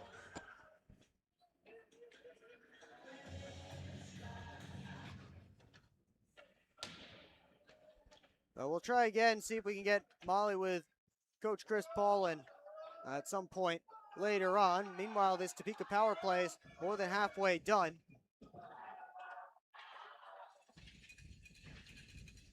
Johnson after it behind his own net. Dropped to a knee, couldn't get it out. Papa Petros kept it in. Wilson gets back to it for Topeka. Papa Petros gave it across, touched over to Wilson. Papa Petros up high, down to Wilson. Floats it across, on goal, kick save Cooper, and it's cleared.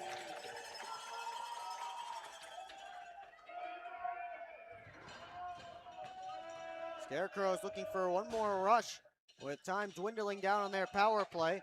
Brockway and Checo came together. Parsons able to get it out of the zone. Thread the needle between the defensemen. And Blake Anderson standing in the home penalty box. Scarecrows finished with 2 shots on net on that power play. Koch all the way around the back. Cycles it for Sneath. Puck down low again, and Brockway scoops it up for Port Huron. Brockway up for Hakula, but O'Reilly took it from him. Otherwise, the Prowlers would have had a nice 2-on-1 rush. This one sent to the middle, cut off by O'Reilly. Got a shot away, and Cooper's able to stick to the corner. Only 4 Scarecrows on the ice.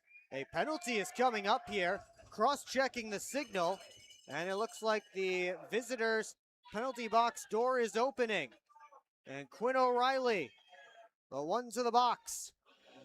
The Prowlers will go to their 4th man advantage of this game as the penalty totals continue to tick higher and higher. It looked like for a little while that there were only 4 Scarecrows on the ice. Now there's only allowed to be 4 Scarecrows on the ice because of the penalty. Now the Prowlers send out their top power play unit to begin things. Koash and Graham in on the faceoff to begin it. Push to the wall. Another penalty coming up. Delayed penalty against Topeka. And Lockney wants to just give it to Hugo Koch. Instead, Johnson, a shot! He scores!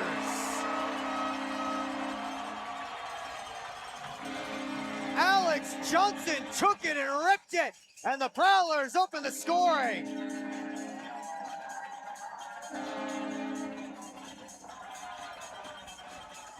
Well, they tried to just give it up to the Scarecrows so they could get the 5-on-3. You see Lockney here just trying to give it to Hugo Koch so he'll touch it, make it a 5-on-3. Nobody wanted to touch it, so Alex Johnson decided, I'm in a high danger area. Why don't I just grip it and rip it? And Alex Johnson has his 3rd goal of the season. And the Prowlers will now be on the power play again. Doug Blaisdell is the one in the box now.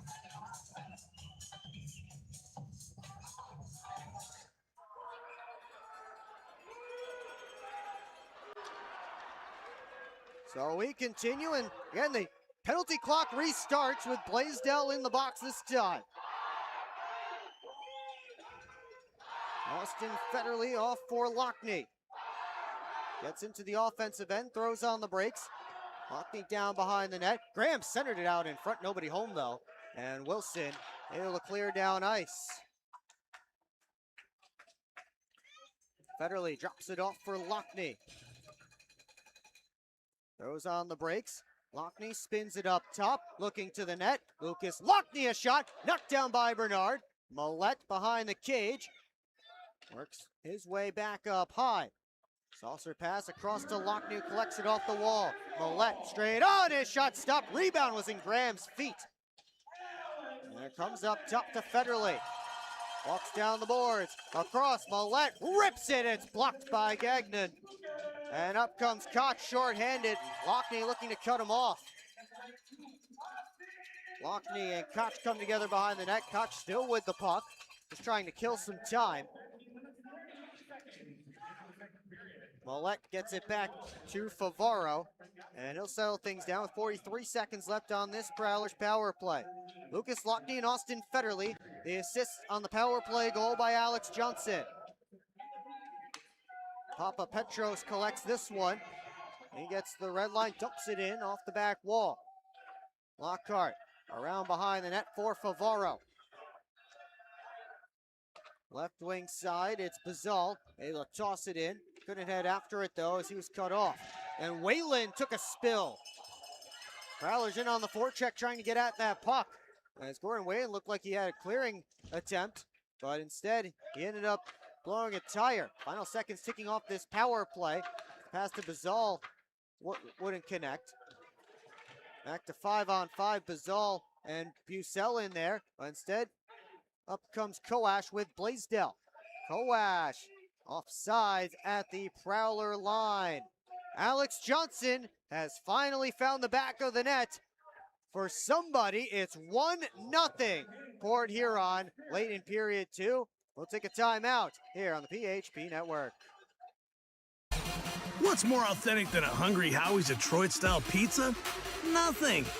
We're not playing around with the pizza of our birthplace. Thick crust, cheese to the edge, sauce on the top. Where it belongs. We've seen a lot of fakes out there. Not here. This is authentic Detroit-style pizza. Order yours now online for $12.99. We sauce the top and rep for the 313 everywhere. We do bold. Hungry Howie's. SMR Automotive Systems is part of the Motherson Group and a proud community sponsor of the Port Huron Prowlers. We are one of the largest manufacturers of rear-view mirrors for passenger vehicles in the world, with local plants in Port Huron and Marysville. We strive to support our local communities and have positions available for various abilities and experience. Find out more about who we are at smr-automotive.com.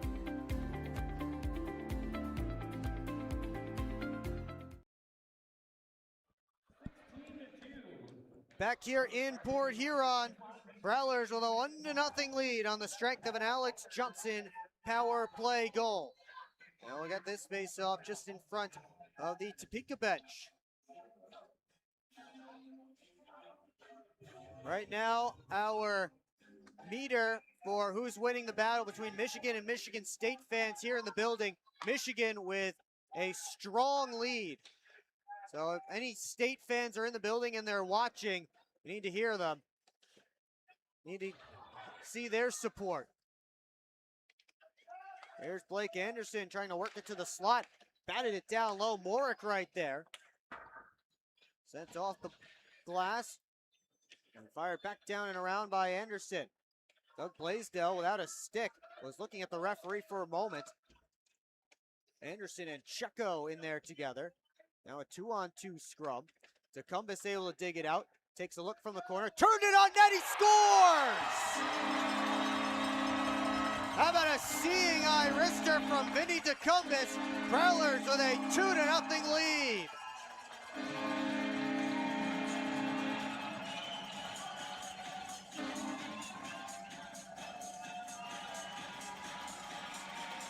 Well, you put the puck on net, good things happen.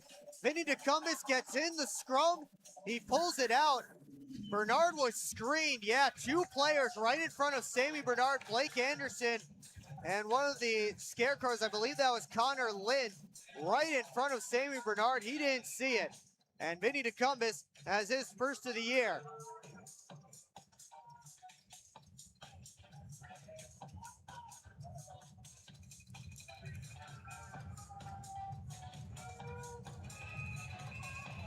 Prowlers have gotten a couple, and now Chris Paul, the Prowlers associate head coach, is having conversations with the Scarecrows bench.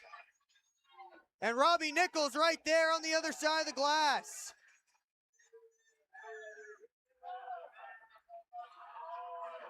Referees and linesmen in there as well.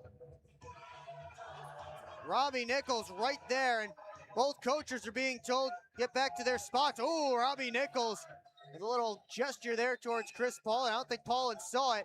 I think Robbie Nichols may have gotten a penalty. Either got a penalty or they pointed to the face-off dot. That's what they were doing.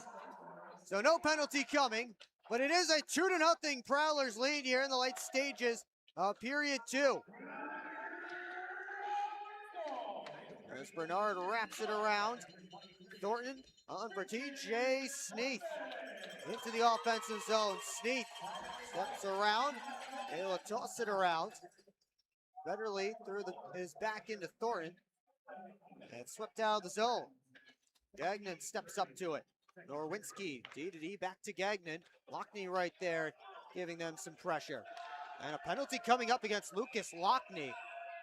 Wow, that certainly didn't look like much.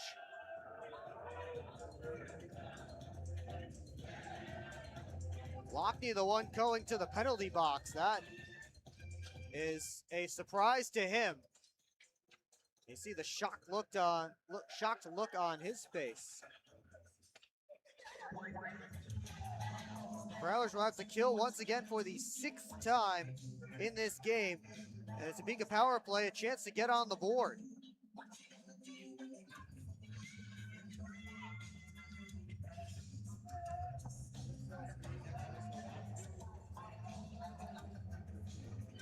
The Prowlers PK right now, which is 5 for 5. We'll get another look at it. Sneath has his unit out there for Topeka, slashing the goal against Lockney. Vane DeCumbus' goal, by the way, unassisted. As he pulled it out of the scrum, and again, that's just one of those shots that you put the puck on net, good things happen, the moving screen. Good for Vinny DeCumbus getting his first of the year. Scarecrows trying to answer as Checo works in the corner. To his side scrum, they dig away. Johnson comes in to help out. Third man in for the Prowlers. And now Wilson comes to join. And Favaro is the one able to dig it out and clear. Papa Petros drops it back for Wilson. Gets to the red line, fires it all the way around. Lockhart then chop it along. That comes back around for TJ Sneath. Checo up to the point. Wilson, Papa Petros kept it moving for Koch. Back towards Papa Petros, but they couldn't keep that one in the zone. This goes a Prowler, clears. Wilson fires it right back in. Cooper stops it. He'll play it around himself. Wilson kept it alive though.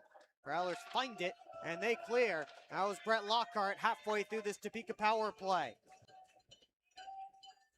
Papa Petros steps out from behind the net. Gets to center. Tossed in right on Cooper. And that will be a whistle and a face-off, and now some more activity. Brian Parsons getting involved with Zach Papa Petros. Might have some penalties here. Oh, we definitely have some beef. As Brian Parsons, see there on the replay with Papa Petros. They got broken apart, both of them heading to the penalty box. I think Papa Petros got himself a little shot in. We have some beef. You're looking for some beef?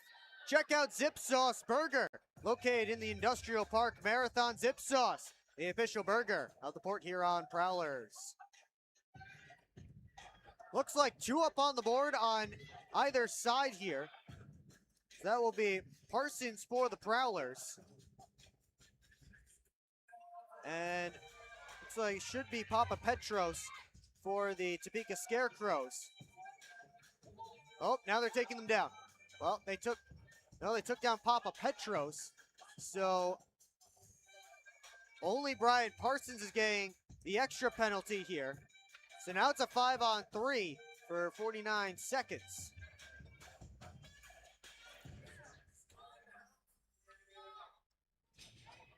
Although there are 4 Prowlers on the ice. And they took down Parsons also. So this will not affect on-ice manpower. And we are back underway. Jamie Bucell skates in shorthanded with Morick. Bucell swept it towards the middle of the ice. Too far in front of Morick. Bucell, though, on his horse, able to get there first on the other side. Simple roughing penalties to both Papapetros and Parsons. As Gagnon slows up as he enters the offensive zone. Touch passes for Whalen. Pass across the one-timer! And a glove save by Reed Cooper as everyone piles on top.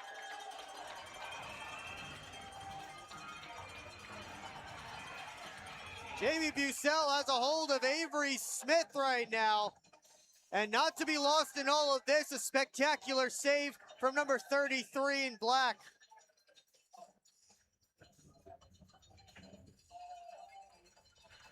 Bucell and Smith separate. Let's get another look at that save. Good puck movement by the Scarecrows. Whalen across the one-timer. Reed Cooper robbing Jordan Gagnon with that left hand.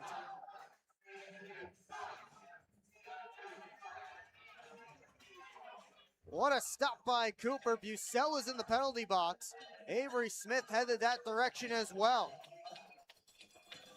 Another look at that save. Cooper looking to his right. The puck went back to his left. Strong push across, and he flashes that glove hand. Absolutely remarkable save from Reed Cooper. His second great save of this game, really. And then Smith toppled right on top of him, and 3 Prowlers right there to the aid of their goaltender. Alex Johnson going right over top of Reed Cooper. Cooper did good to just get himself out of there.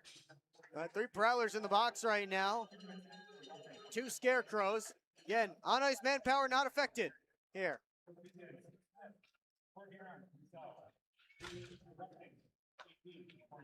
So we continue. Final 17 seconds ticking off the Topeka power play as Cooper will hang on to it for a whistle and a face-off. Well, coming up on the second intermission report here on the PHP Network, highlights and analysis. Have a couple of goals for the Prowlers, and Reed Cooper has been spectacular between the pipes report here on as well. We'll also look at our upcoming schedule report here on out-of-town scores and much more, so keep it locked in here on the PHP Network. Molly Urquhart will be back as well. She will have Prowlers defenseman Alex Johnson as they walk off the ice. Penalty is over. Lockney steps out of the box. Favaro able to rim it around. Kept in by Whalen at the point. Sent down off the backboards. Gagnon sent it out in front. Nobody home except for Federley. 4-on-2 for the Prowlers. Here they come. Federley. Favaro couldn't let the shot go as Carter Thornton got his stick right there. Tipped into the Topeka end. 23 seconds left to go. It was given away right to Anderson. But too hot to handle as Bernard was stuck behind the net. Anderson turns, trying to feed it over to Millette. 13 seconds left to go. Lockhart down and around behind the cage. Millette hustling after it, watched by Sneath with 5. Millette off the near corner boards. Johnson with 3. Just shovels it behind the cage. Prowlers will run out of time here. And that will do it for 40 minutes of play. Prowlers get a pair, one from Johnson, one from DeCumbus. They have a 2-0 lead heading into period number 3. Shots on goal in that middle frame, they were sparse. 8-6 in favor of the Prowlers, 16-15 for Port Huron through the full 40 minutes as the two teams head off the ice. And we get set here for the second intermission report here on the PHP Network. Once again, coming up in the second intermission report, we will hear from Alex Johnson in just a few moments as he will chat with Molly Urquhart, get some highlights and analysis from this game so far, Prowlers' upcoming schedule, out-of-town scores, and much more. It's all coming up here on the PHP Network. Once Alex Johnson is done chatting with the referee, he will chat again with our own Molly Urquhart. How about these first 40 minutes? Again, he scored the opening goal of that game, a bit of a weird one. And we'll take you down now in just a moment to Molly Urquhart with Alex I'm here Johnson. with number 25, Alex Johnson. First goal of the game. How did it feel? It felt great to open the scoring at home for me. It was a really weird play. We were going to have a 5-on-3 power play, and their guy didn't want to touch the puck. So I was like, I'll just take the opportunity to get a shot off, and it went in.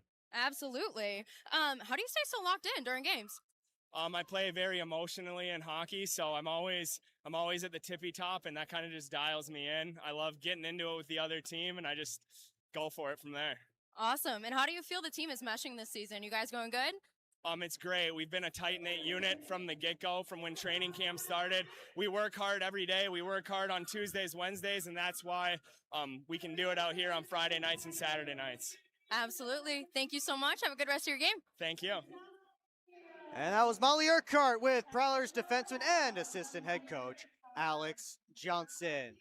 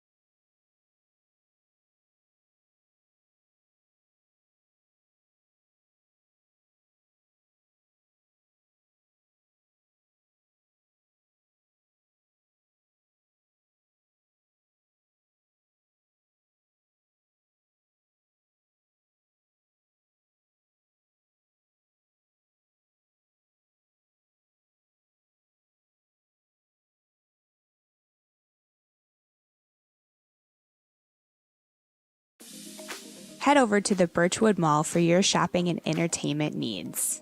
Hop on the carousel, shoot some hoops, or visit some of their great stores such as Gerlach's Woodworks, where they specialize in handcrafted wooden decorations. Add to your fan cave a Prowlers themed creation. Upgrade your bathroom at Luxury Bath Mobility Remodelers. They can fully customize your bath or shower to fit your needs, and they also do flooring. For the sports fan in your life, pick up a unique gift from Pro Edge Sports. Jam-packed with all kinds of memorabilia. There's something for everyone. And it's not a trip to the mall without Auntie Anne's pretzels. Grab a freshly made full-size cup of pretzel bites and wash it down with some frozen lemonade. At the Birchwood Mall, you can find this and more. Visit them on 24th Ave in Fort Gratiot. SMR Automotive Systems is part of the Motherson Group and a proud community sponsor of the Port Huron Prowlers. We are one of the largest manufacturers of rearview mirrors for passenger vehicles in the world, with local plants in Port Huron and Marysville. We strive to support our local communities and have positions available for various abilities and experience. Find out more about who we are at smr-automotive.com.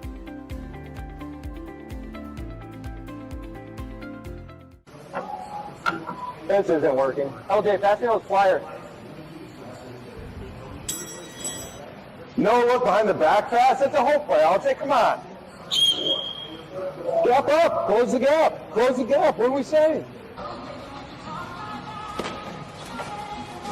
This isn't working. We need a shift change. Let's bring in the professionals.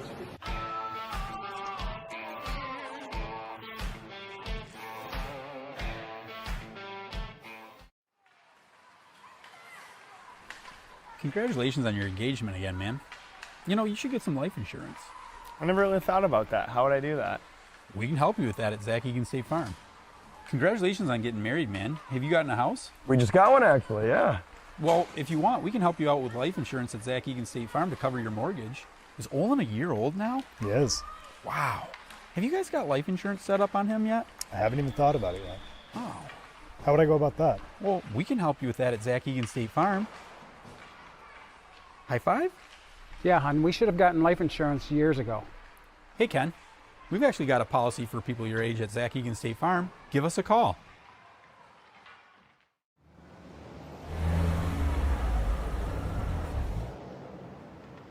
Hey guys, what's going on? Hi guys, we just stopped at Industrial Park Marathon to get some fuel and some snacks before the Prowlers game at McMorran. Nice.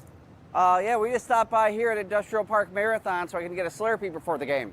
Wait till after the game. If the Prowlers score 3 or more goals, Slurpees will be free. Thanks for the info. I'm going to get my Slurpee after, but we'll see you at the Prowlers game. See you at the game. Go Go Prowlers! Prowlers!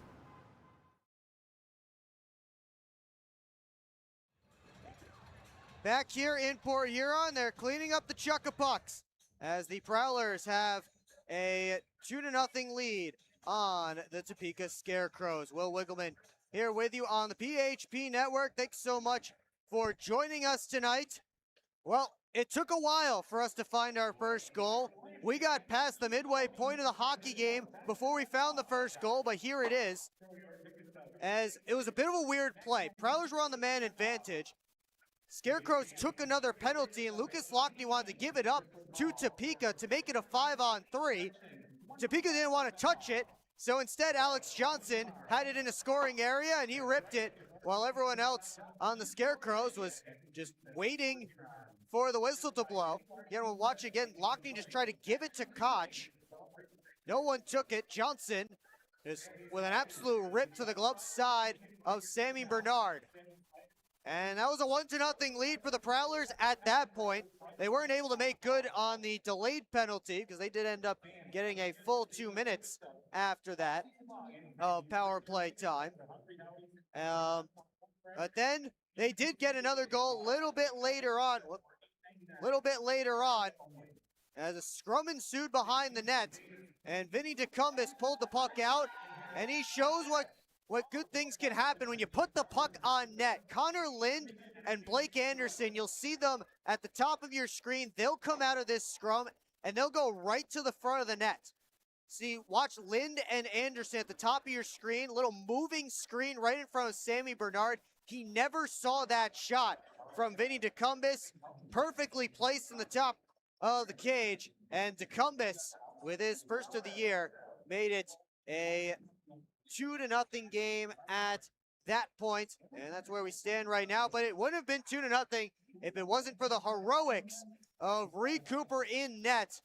As the Scarecrows were on the man advantage, Jacob Gagnon got a great one-time opportunity, and Reed Cooper stretched out the glove hand to keep him off the board as Whalen sent the pass across, and then, of course, a whole scrum ensued. See Whalen across to Gagnon, and Reed Cooper flashed that leather, and then everybody going after Avery Smith, and Alex Johnson toppling over his netminder to get after Smith, who ended up down on top of Cooper. But if we can see that one more time from the wide angle, that save from Cooper, watch Reed Cooper. He's looking around the screen to his right, has to adjust back to his left. And that's just some great athleticism, great skill from the Prowlers netminder. And then he has to get up and get out of the way while everyone's crashing down in his crease. And that's why it is a 2-0 lead here for the Prowlers. As, again, both these teams came in, similar spots in the standings. Exact same spots in the standings, I should say. They both came in 3-1 on the season. And with 9 points, both teams swept their opening weekend on the road. Both teams split last weekend at home. And they came in both trailing the Binghamton Black Bears by 2 points for the top spot in the Empire Division. We will update you on the Black Bears and all the rest of the scores around the league later on in this intermission report, but both teams, Prowlers and the Scarecrows, off to good starts this season. And it was good to see for the Scarecrows that they get off to a good start, because you never know with these expansion teams. Topeka had a great start, though, on paper.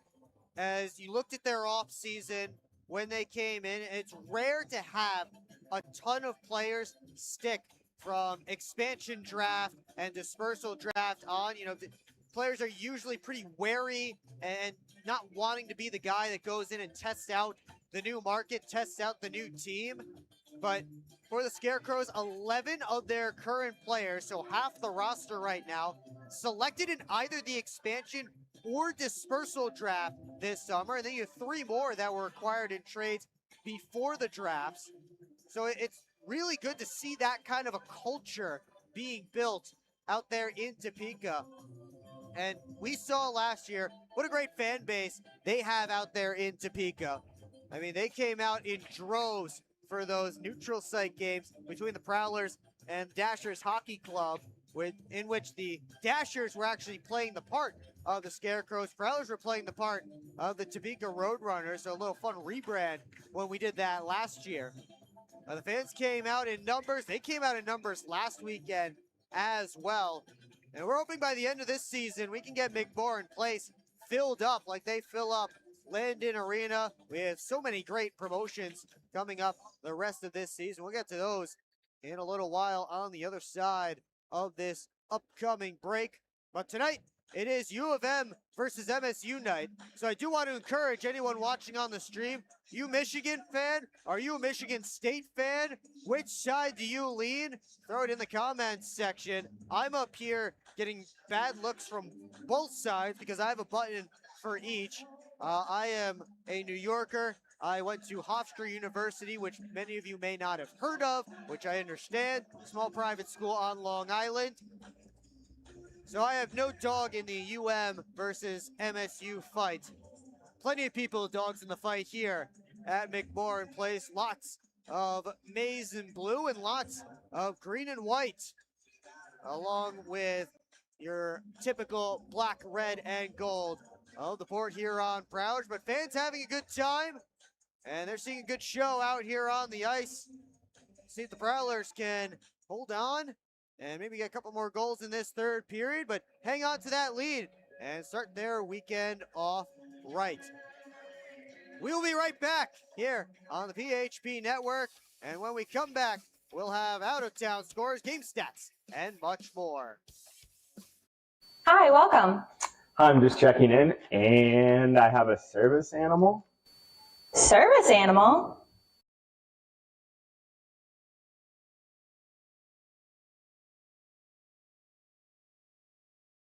Do you have anything on the ground floor so I can let him out at night? Keep up with your Prowlers all season long on social media. Follow us on Facebook at the Port Huron Prowlers, Instagram at PH Prowlers, and Twitter at PH Prowlers. And you can find more information on our website, phprowlers.com.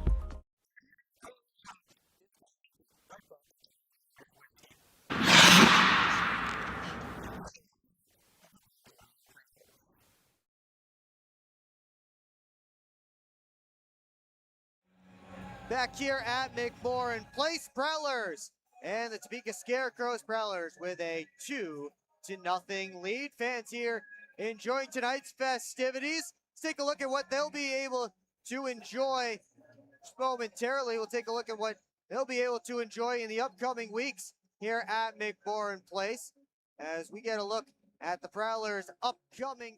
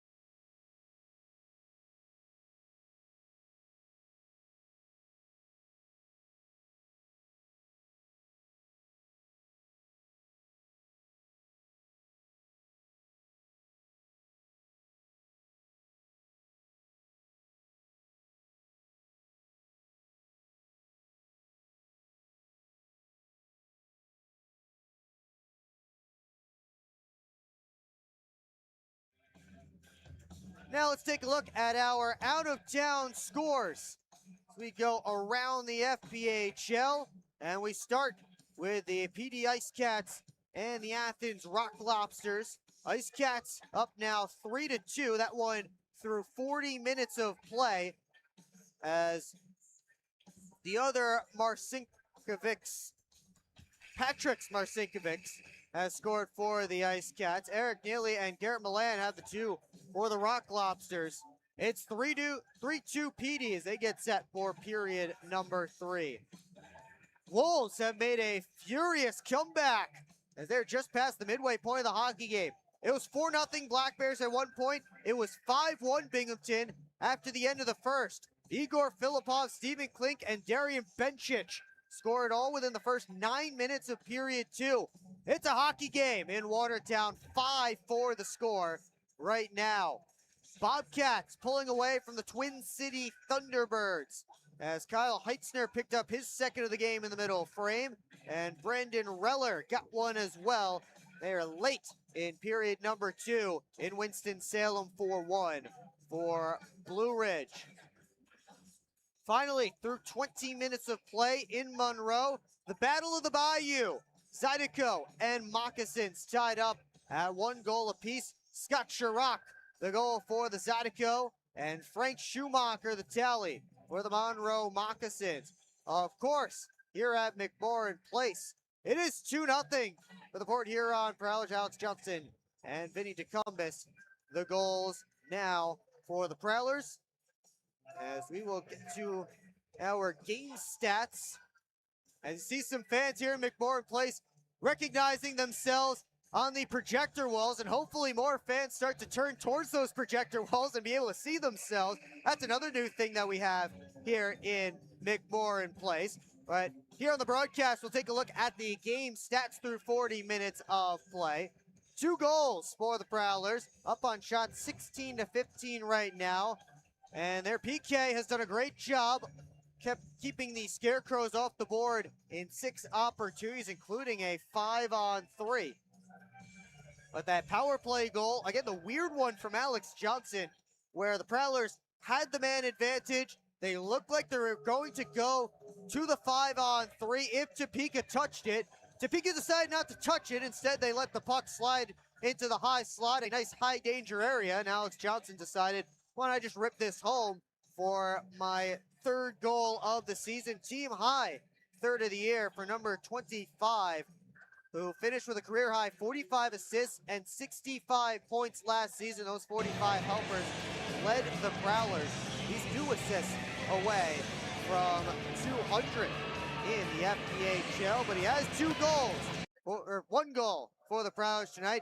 They have a pair up on the board as we get set for period number 3.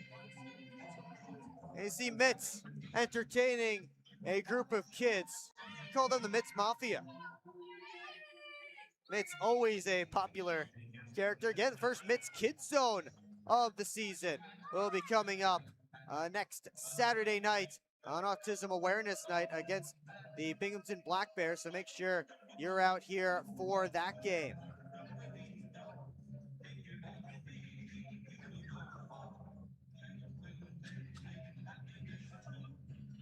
Prowlers getting set to hit the ice, and they're led out by Bree Cooper, who has so far stopped all 15 shots he's faced. Sammy Bernard back down in the other goal crease, 13 of 15 there.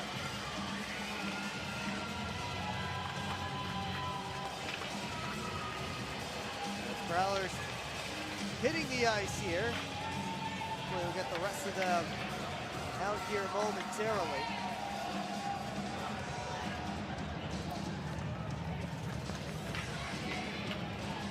They work their way out.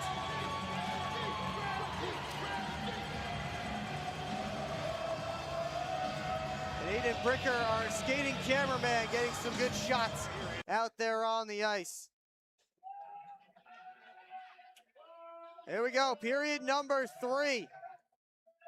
Getting set to go. Just have to get everybody back in their respective sin bins. Brian Parsons and Jamie Bucell on one side, Zach Petros and Avery Smith on the other side. You see Parsons and Bucell in there. That doesn't affect on-ice manpower, though, as both teams will get their 5 out on the ice. We begin period number 3. Period number 3, not currently sponsored by anybody, so if you'd like to get your business involved and sponsor the third period or anything else on the broadcast or in the arena, contact Chris Paulin, Chris at phprowlers.com. And if you did get the idea from the broadcast, please mention that to him so that I can get a cut of the commission, or at least I can bug him to get a cut of the commission. Anyway, we are underway here for period number 3 as Johnson tried to feed it up to Artu Heikkila. Bounce back to Alex Johnson. Now Reggie Millette fires it all the way around behind Bernard. Blaisdell kept it moving. Carter Thornton played it right to Brett Lockhart. Only problem is Lockhart's on the other team. So Blaisdell will have to try again from his own end. Justin Schmidt, player assistant coach for this Scarecrows squad. Where's number 34? The first player signed. And that was the first time I've seen him touch the puck. First time I've mentioned his name tonight. Here's Tim Organ, working all the way around, trying to slip it out in front. Graham had his stick lifted. Lockhart to the net, save by Bernard. It was juggled and held by the Scarecrows netminder.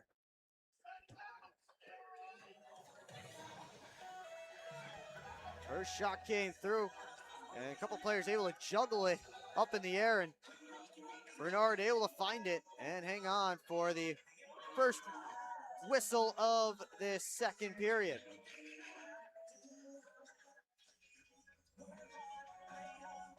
Faceoff will be over to Bernard's left, and everybody gets to exit the sin bins.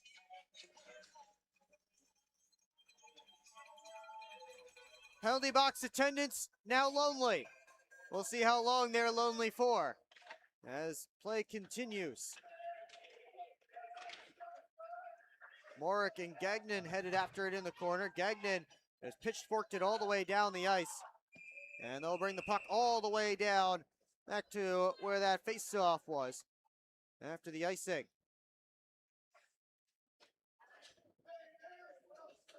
Well, now Brett Morick is getting a penalty. Roughing signaled against Morick. So now the Prowlers will go shorthanded. So instead, the face-off will come down to Port Huron's end. 7th power play of the night for the Topeka Scarecrows.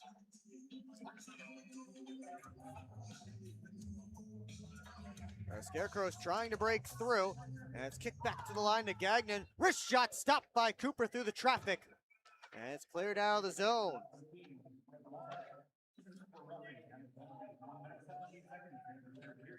Gagnon flying up, off to the right wing to Smith. Smith chasing it down with Johnson, left in the corner for Gagnon.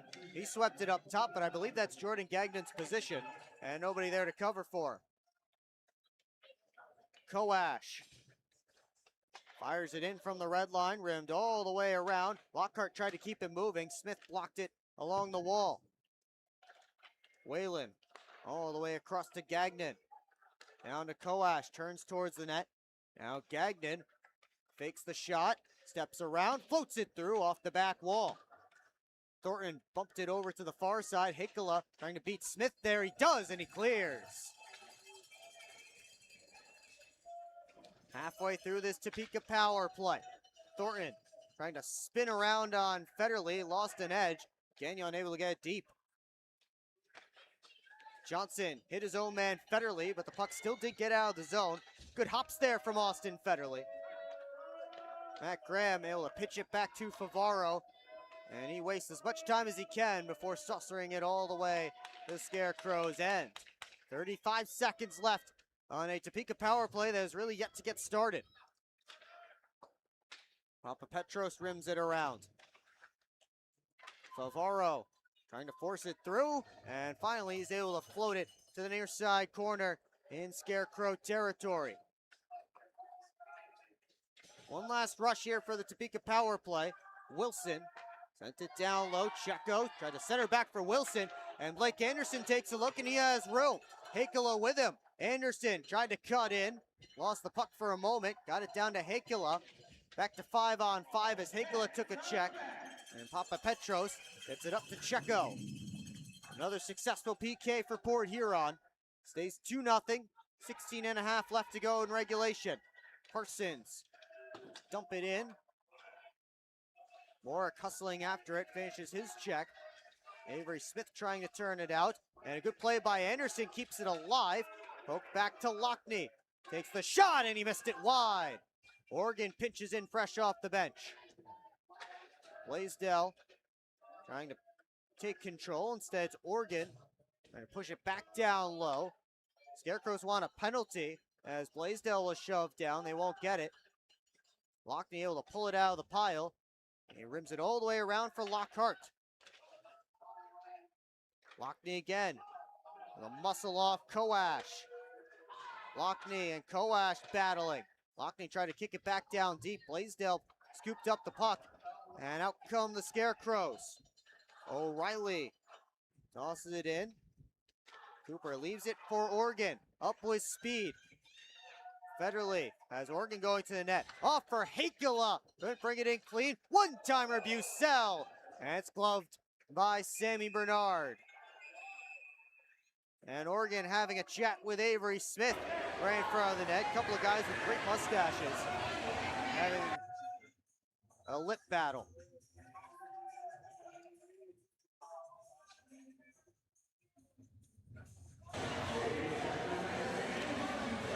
Everybody's separated. We're going to face off down in the Scarecrows' end. 19:24 left to go in period number 3.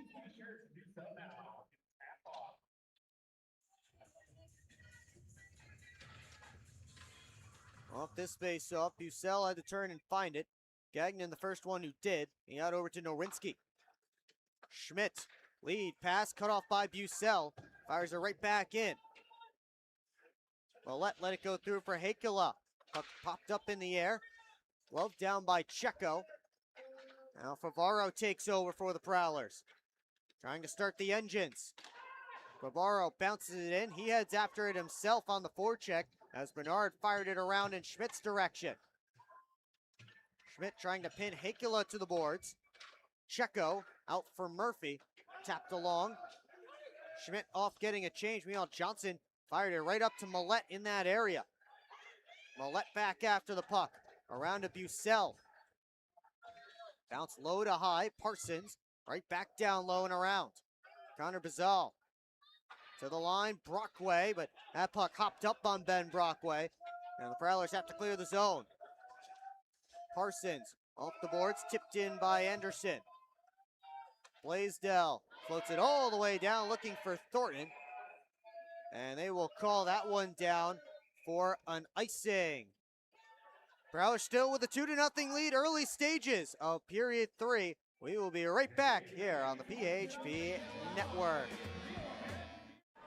Hi, what can I get for you?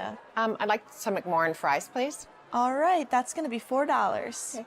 She shoots, she scores with the new Prowlers debit card. Don't you have somewhere to be? The game's on. Get your Prowlers debit card only at Flagship Community Federal Credit Union, located on Lapeer Road in Port Huron.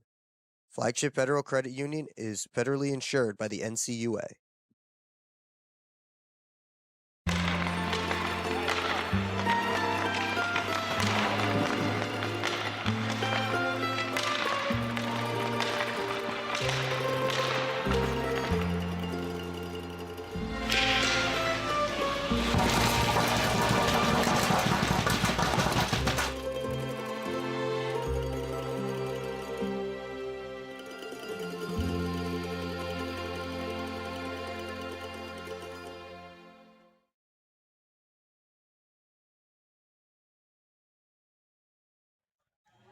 Back here at McMorrin Place, fans seeing themselves on the new video wall for the first time as the Real American Beer fan cam going on here in the arena. One of more great things that we have here at McMorran Place. Face-off coming to Sammy Bernard's right. Off the draw, comes out of the zone. Brockway hands it off for Parsons. Lind throws on the brakes, slides it up for Thornton. And now Blake Anderson. Tried to spin it up. Knocked down by Thornton, and he'll get it deep.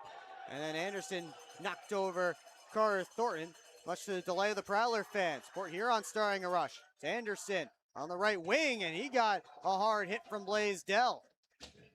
They get it out to Anderson, who fakes the shot. Now he tries one from a sharp angle that hit a body on the way through. Favaro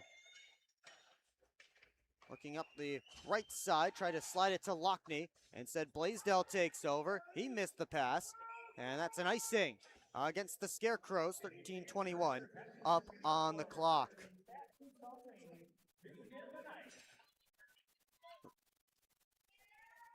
Go.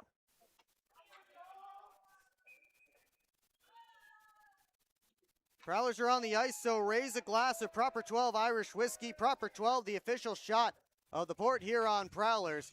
And somebody who might need some ice is the recipient of tonight's hit of the night that you just saw there on your screen, courtesy of Blake Anderson, who dumped a Scarecrow down the corner back in the second period.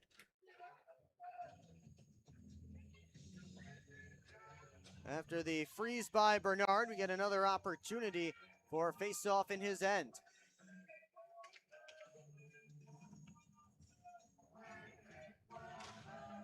Off this draw, Federley back to the point. Favaro just taps it right back deep.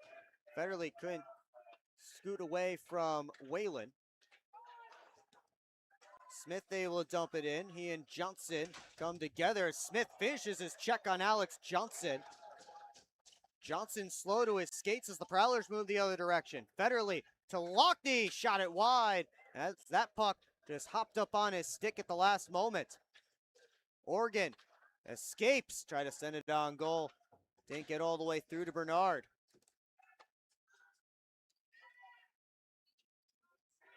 Battles for along the wall, couple players watching. Sent up to the point, Oregon went down to a knee. Tried to send it through off a stick, and it lands in play.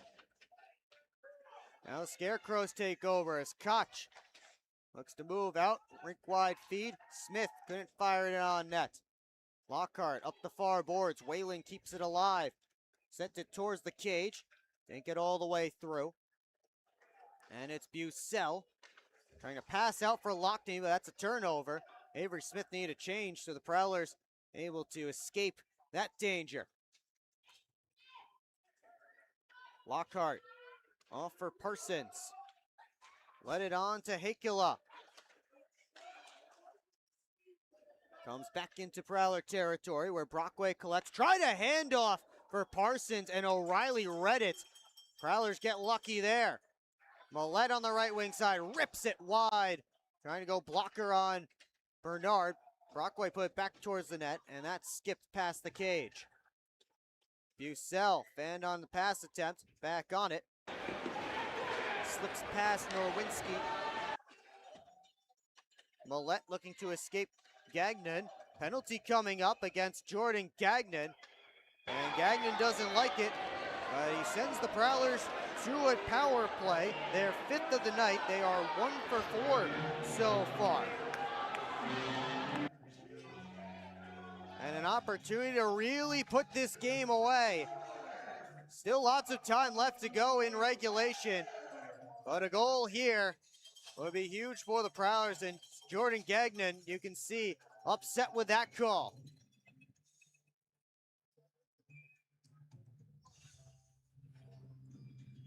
Jamie Bucell's unit out there to start. And he wins the faceoff to the wall, and Port Huron sets up. Bazal able to track it down. Got to Bucell. Rimmed it up in Lockhart's direction. He's able to keep Wilson from touching it out of the zone. Bucell on his backhand. And to get back to that puck. Instead, it's whipped all the way down. And a penalty coming up as Elijah Wilson took a stick up high. You could see immediately Looks like just a 2-minute penalty against the Prowlers for high sticking. Not sure who's being taken here.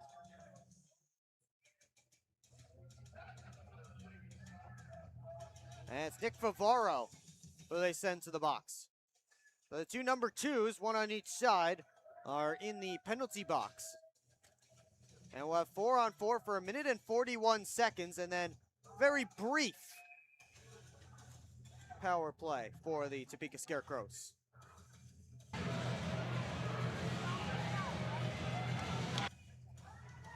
Off this face-off, Tim Organ behind his own net. Prowlers get some speed out there. Anderson, Organ, Millette, and Parsons. Anderson firing his way in, dangles, but he couldn't get to the puck on the other side. Anderson scoops it up on his backhand, trying to get down for Millette. Anderson again towards Millette. Anderson off the side of the cage. Reggie Millette trying to poke it down deep, couldn't do it. And it comes out to the neutral zone.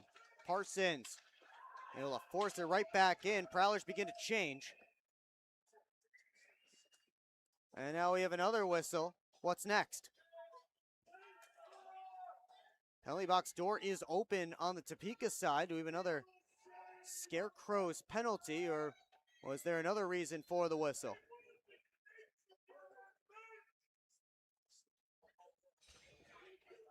Face-off will be to Sammy Bernard's left.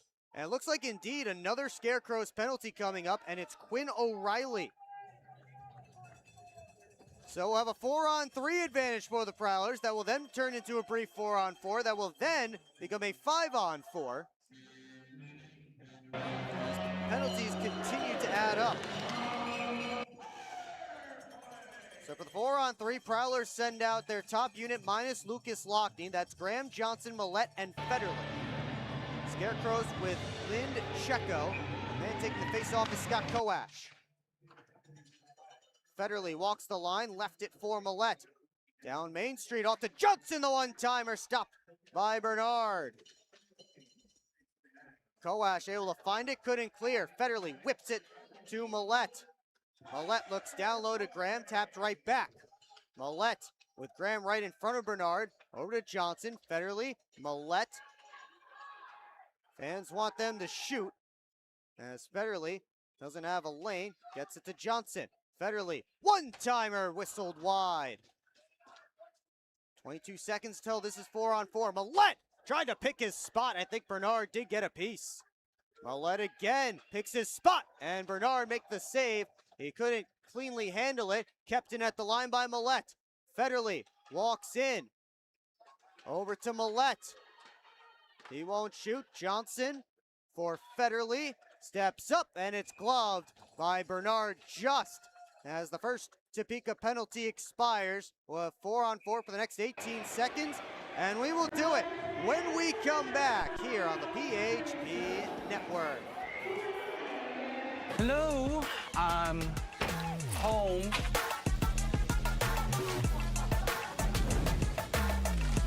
There he is. What is happening? Relax. We won. They brought back the snack wrap. Spicy or ranch? Spicy. Yeah, go. Yeah. Just one little bite. Can you stop? Oh, sorry. Gather your crew. Snack Wrap is back.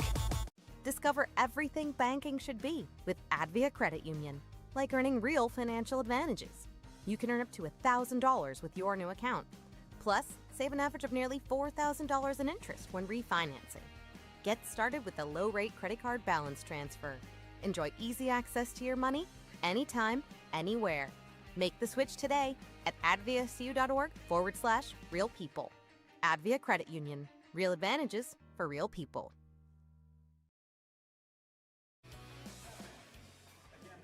Back here at McMorran Place, we'll have some 4-on-4 action for the next 18 seconds, and then Prowlers will have an abbreviated 5-on-4 power play. Couldn't do anything with the 4-on-3 opportunity.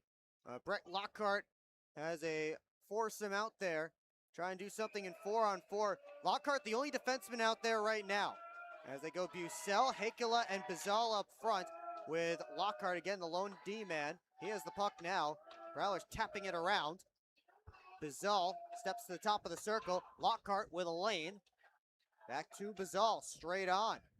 Now Lockhart hands it off. Bazal down low. And it's stopped by Bernard. Puck still available. Prowlers power play right now as Favaro stepped out of the box. And that's why they did that, because Favaro, the 5th on this power play unit. Lockhart throws on the brakes over the blue line. Able to slide it down. All the way around it comes. Wilson on it. Took a hit from Bazal. 20 seconds left on this Prowlers power play. 8.5 to go in regulation.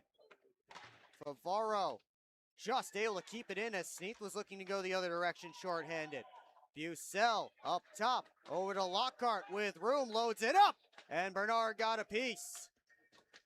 Favaro couldn't keep that bouncing biscuit in. He'll just dump it back down. We're back to 5-on-5. Norwinski chased by Lockhart, squeezed off as he got it deep. Johnson knocked down by Smith. Penalty coming up against Avery Smith, and Tim Organ going right after Smith. Organ in defense of his teammate, taking on a challenge in Avery Smith. And Smith coming at him with the uppercuts. Organ trying to get something going, but this looks like Avery Smith's fight. But credit to Tim Organ jumping in against the much bigger Avery Smith.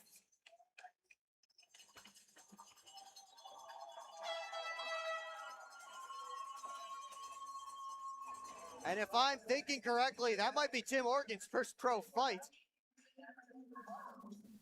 As we take another look, Avery Smith is getting a penalty for that hit on Alex Johnson. And again, Avery Smith is a tough customer, and he's a guy who fights really for a living. That's one of the big things he brings. But credit to Tim Organ standing up for his teammate Alex Johnson, who got dumped by Smith for the 2nd time in this period down there in that corner. And that one, again, was from behind. So penalty is coming up. We'll see exactly what it is when it pops up on the board.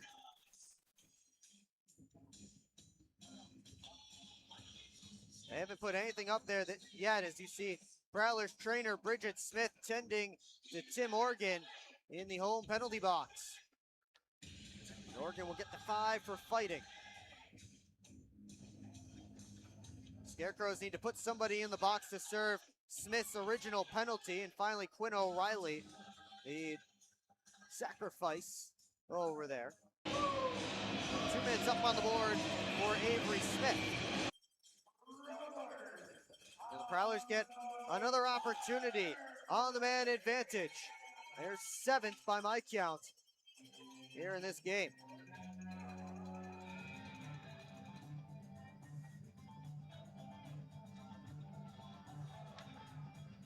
I still have not yet put down the penalty, but I mean, by all accounts, that has to be a boarding penalty against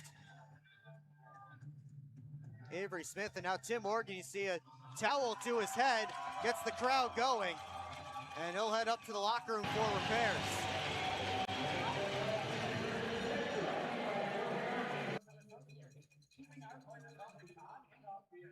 So now we'll start this Prowlers power play. And we'll see if we see Tim Organ again here tonight. Prowlers, at least for the moment, down to 5 defensemen with under 8 to play. There's Lockney. Able to spin off all the way across to Millette. Down low, Graham, back to Millette. Johnson's in the slot. Graham tried to get it there, but instead it was taken away and cleared down ice by Gordon Whalen. So Smith does indeed get the 2 minutes for boarding as referee slipped down, and that draws cheers from the crowd. Lockney sends it all the way around. Graham and Blaisdell on it. Graham trying to pitchfork it back to the point. He went down, and Koash took the puck. Sends it off the corner boards. Federley kept it away from Koch. Lockney starts his way up. Gets to the red line, gets in the zone. Lockney curls back and backhands A high tosser in Graham's direction, but it was Blaisdell who got to it first, and he clears. Halfway through this Prowlers man advantage. Shots in this period favoring the Prowlers 6-1. As they work back in, Hakela got it for Bazal. He's pushed into the boards. Hakela grabs the puck. Lind able to take it from him. And Connor Lind fanned on the clearing attempt. Hakela went careening into Lind with a check. Here's Svavaro loading it up. Takes the shot. He just missed it wide on the glove side. Lockhart down low for Hakela. Off the boards, Bazal. Back towards Hakela. Settles down behind the net. Lockhart, one-timer, didn't get much on it. And Sammy Bernard able to snag it with the mitt. And hang on for a whistle and a face-off. 14 seconds left on this Prowlers power play. And really, at the very least, as Topeka continues to take penalties, Prowlers might not be able to score on the power play right now, but they're taking time off the clock and getting us closer to zeros. Gagnon around towards Murphy, and he just gets it out of the zone. Brockway dump it right back in. As the clock has not started here in McMorran, and that's an issue. As Brockway loads it up and a save made by Bernard. And now Morick tied up. We have 5:51 on our clock. 6:03 is currently what it says on the McMorran clock, but they will fix that. So hopefully they fix it to where we are. Take another look at that shot by Ben Brockway. And Brett Morick getting into the dirty areas. Jacob Gagnon, former dasher, able to wrap his arm around Morick. Fans here getting loud at McMorran Place. They try and will their team through the final 6 minutes. 9 seconds left on the power play for the Prowlers. And again, the clock doesn't start, and now they've reset it. 5:56. Here's Johnson stepping in. His shot was blocked, and it's cleared only as far as Favaro. Favaro walks in, shoots off a stick and off the back glass. Back to 5-on-5, and I think we have our clock synced up again. And just in time for another whistle. I believe that hit somebody on the Scarecrows bench. See Lucas Lockney there. He's had his opportunities, still looking for his first goal of the season. He was in camp with HC Presov in the top Slovakian league before coming to Port Huron, so he did miss most of training camp. But Prowlers are certainly happy to have that guy back. Whalen up for Koch. Tipped into the offensive zone for Topeka. Reggie Millette walks across, gets it to Bucell. That poked off his stick. Lockhart bounces around to Parsons. They get it out of the zone, and Whalen able to float it high in Thornton's direction, knocked it down with his stick. Koash able to poke it down deep. Parsons spins it around, Hakela chasing. He'll get there, bounce it out of the zone, and Bucell does the rest of the job to get deep into Scarecrows territory. We're under 5 to go in regulation. A 2-0 Prowlers lead, both goals coming in the second period. Here's a turnover as Bazal couldn't bring it in cleanly. Papa Petros will try the near side this time. He has Wilson. Koch looking back towards Wilson, batted off a couple of Prowlers. Wilson swung and missed at it. Lind retreats away from Millette. Lind tried a back pass to nobody. He ends up back on the puck after a big hit by Reggie Millette. Lind into the offensive zone, dangles through, and Brockway will knock it out of danger. Turned on goal, save Cooper. Brockway the only one there to grab the loose biscuit. Up for DeCumbis. Trying to slip through Lind. DeCumbis, outside try. And Sammy Bernard's all over that one. And we will get a whistle and a face-off. We will take our final timeout here on the PHP Network.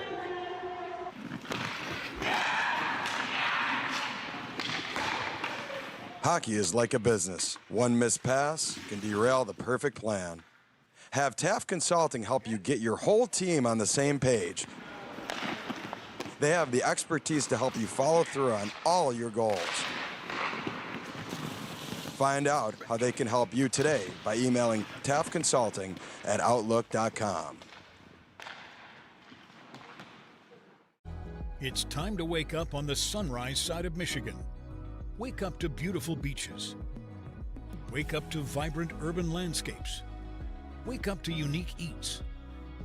Wake up to charming coastal towns. Wake up to cozy entertainment. Wake up to Michigan's Thumb Coast.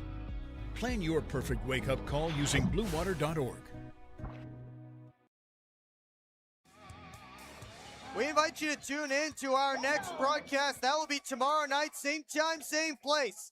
7:05 puck drop here from McMorran Place. Prowlers and Scarecrows will wrap up the weekend series, and we have it for you live here on the PHP Network. Of course, we can make it into the building, country music night and all that comes with it. Lots of exciting stuff. And again, award-winning artist Julianne Ankley, Port Huron's own, will be performing live here during the intermission. Be sure to come out for that. Austin Federley chasing after this puck in the corner. Ayla cycle down towards Graham. And now Lockney on the other side. Trying to get back through for Graham. Got past him. Gagnon up out of the zone. Johnson up to Graham. Trying to float it across towards Lockney. That got through a few players. Wilson the first one to track it down his own end. And Lockney rides him into the corner boards. Wilson fed it out. And Favaro back for it in his own end. Hands off for Brockway. Now Checo tries to fire it back in.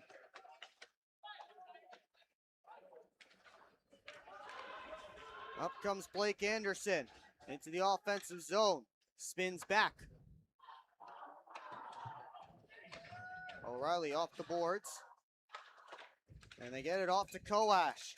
Right in on Cooper. He stopped it. And the rebound ended up on the far side. Prowlers had their men tied up. Alex Johnson, the defenseman, stepping in. Tried to drop it off for Anderson. They got their signals crossed. Johnson came back to make a nice play on Koash. Anderson, high flip in to Papa Petros. Off the boards, Koch. Slipped it up for TJ Sneath. Lockhart. Floated in Millet's direction. Hand off Bucell. Parsons gets the red line, gets it deep.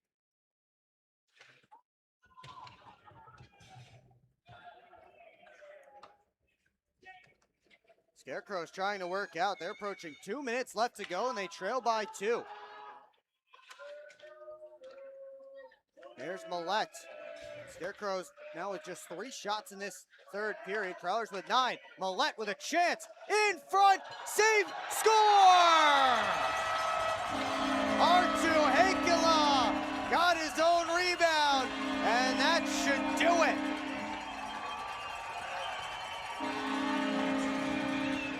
What a well-worked rush by the Prowlers. Millet, great patience, finds Heikkila. What a stop by Bernard in the first chance, but R2 Heikkila stuck with it. And Heikkila has his 3rd goal of the year.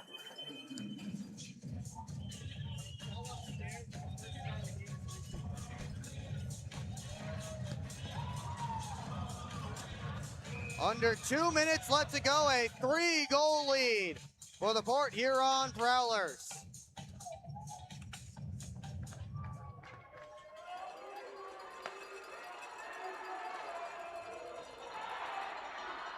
Bernard just has to cover this one. They got stuck up behind the net.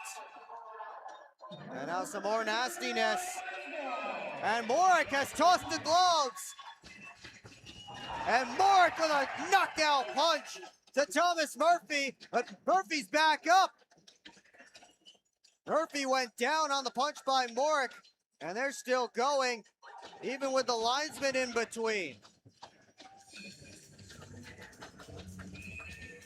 Finally, Morick wrestles Murphy to the ground with the help of some linesmen, and Things seem to be settling down just a bit.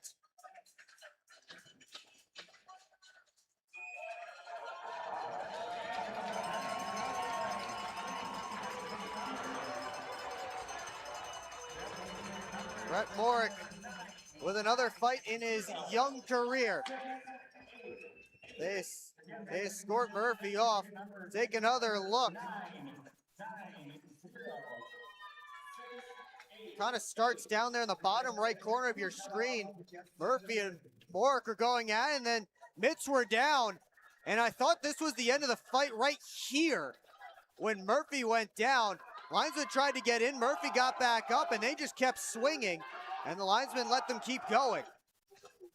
And Brett Morick, even with the jersey pulled over his head, did a great job. And finally, the linesman would step in later. Justin Schmidt and Austin Federley, they're getting the explanations over from the referees. See a piece of Avery Smith in the top right corner of your screen, but he's only in there because he had to serve a full 7 minutes after his last penalties. There is 2 minutes up on the board right now on the guest side. Not sure who that would be for. I think the Prowlers might be going to a power play here. Austin Federley, you see him there giving the explanation to his bench. And indeed so, the Prowlers are going to the man advantage.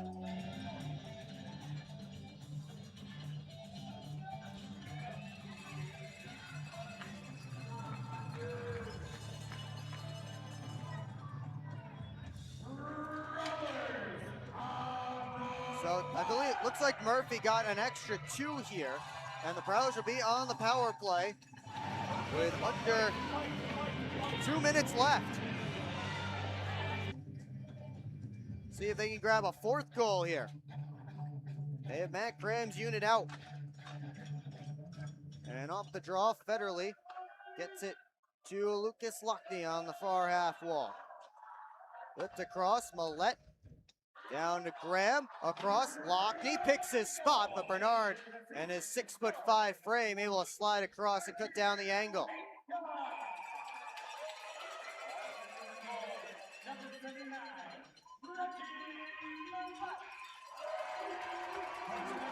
So Thomas Murphy getting the elbowing penalty. That's why the Prowlers are on the power play.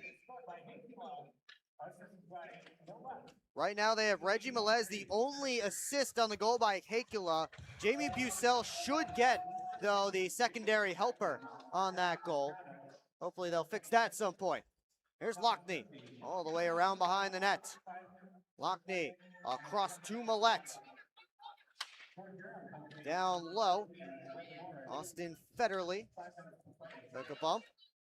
And now Graham, Johnson, let it go off a stick, and it rode up out of play with 67 seconds separating the Prowlers and 3 more points.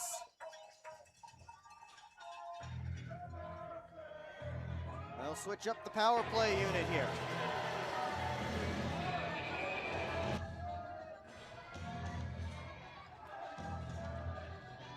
Bucell will draw against TJ Sneath.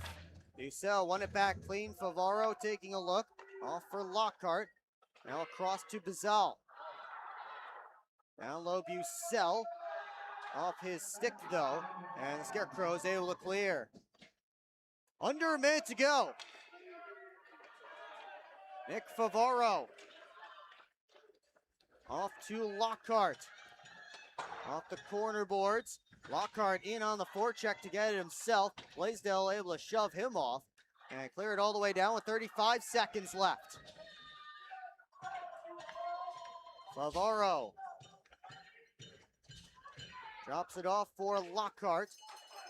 And now Connor Bazell gonna get into the offensive zone. Back to Lockhart. Up to Bucell. Favaro going to the net. Bucell gonna get in Favaro's direction. Bazal picks it up on the other side. Pekula to Bazal.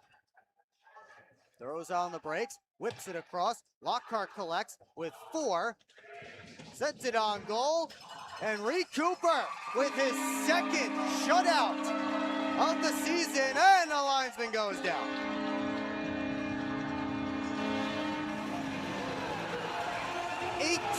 Stops for Reed Cooper. Another shutout for him, his second of the year. And the Prowlers take the first ever meeting between them and the Topeka Scarecrows.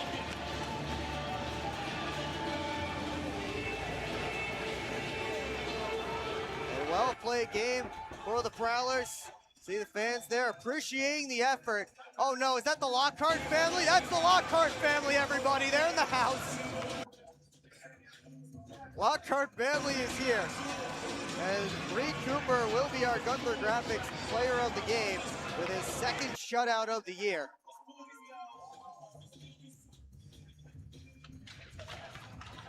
As Prowlers salute the crowd.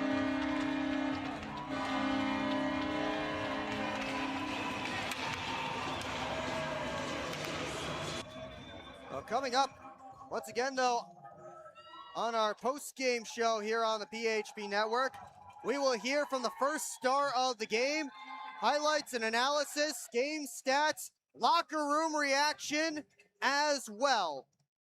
As Molly Urquhart will be set up to hear from, again, the first star of the game tonight, who should be Reed Cooper for the second time this season, a shutout.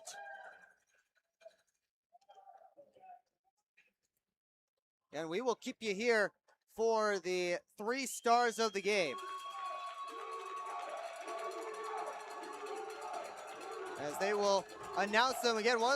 Another new thing this year, they will announce the 3 stars of the game as Brian Parsons trying to get somebody a souvenir. Successful. And Brian Parsons will head off the ice, along with the rest of his team. And we will wait. We will have to wait until they announce the 3 stars of the game before we get Reed Cooper. So give us a moment, and hopefully momentarily we'll take you down to ice level for the announcement of the 3 stars. But we have to look to his lap first. For 4 stars. And now, listen to Austin Dunn for the 3 stars. Number 25, Alex Johnson, the 3rd star of the game, had the game-winning goal in the 2nd period. And he tosses a t-shirt. The second star of the team with 1 goal. Number 23, Vincent DeCumbus. And Vinny DeCumbus, 2nd star of the game, as he scored his first goal of the season in that 2nd period. The 2nd one for the Prowlers. And no doubt who the first star of the game is. Number 33,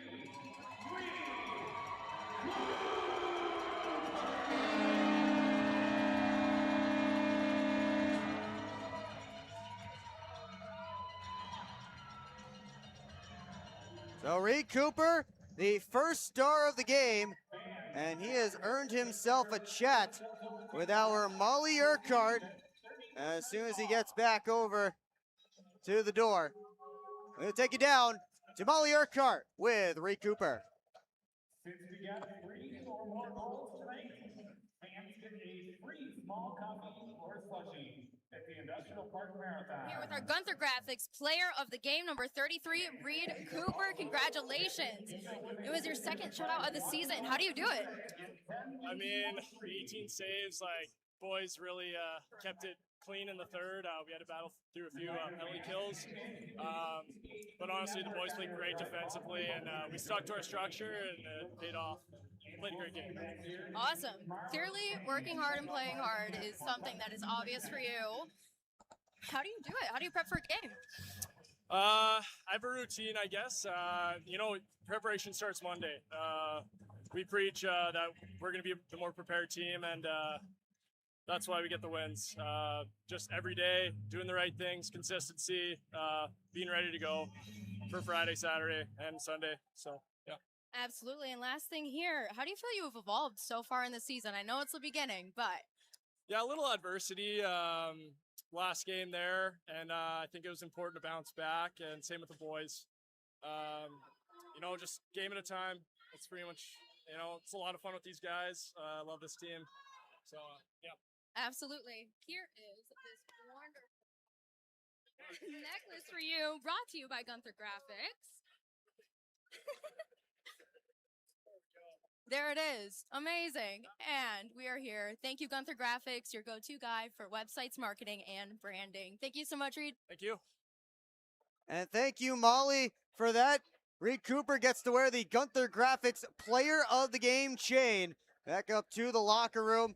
Again, great performance from him. An 18-save shutout. His second shutout of this season. We'll have much more for you coming up on the postgame show next here on the PHP Network. Yeah, I don't know about this one, fellas. Boys, we don't overcome adversity by backing down. But yeah, I don't know about this one. That's reassuring. We're so screwed. All right, boys. Here's the game plan. LJ, you start with bananas. Wait, why do I have to do the bananas? Because you're the softest on the team. I don't want the bananas. This thing is gonna melt. We gotta hurry up. I won't do it. Okay, both of you. I will do the bananas and the whipped cream. Fets, please continue. Who's paying for this anyway? I am. I just bought my tickets for the Prowlers game this weekend, and the Milk House gave me 25% off my order. Fets, why'd you buy the tickets? You're literally on the team. For the discount. So are you all ready to give it a try? Oh, we're ready. It's true. Get 25% off your entire order at the Milk House, October through April. Simply show your ticket stubs at checkout and enjoy your discounted treat.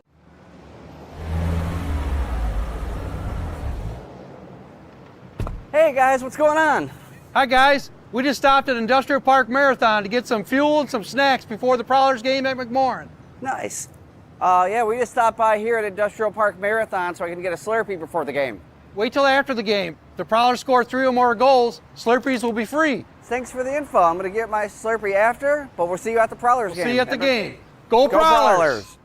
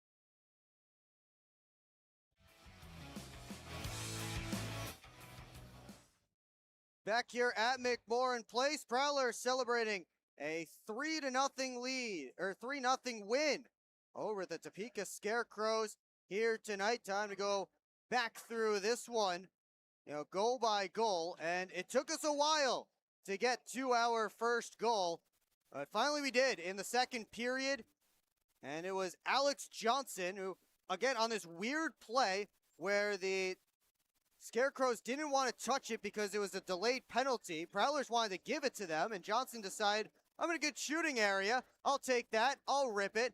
And Johnson made it 1-0 at that point. Again, that was past the midway point of the hockey game, and it was still scoreless until that goal by Alex Johnson.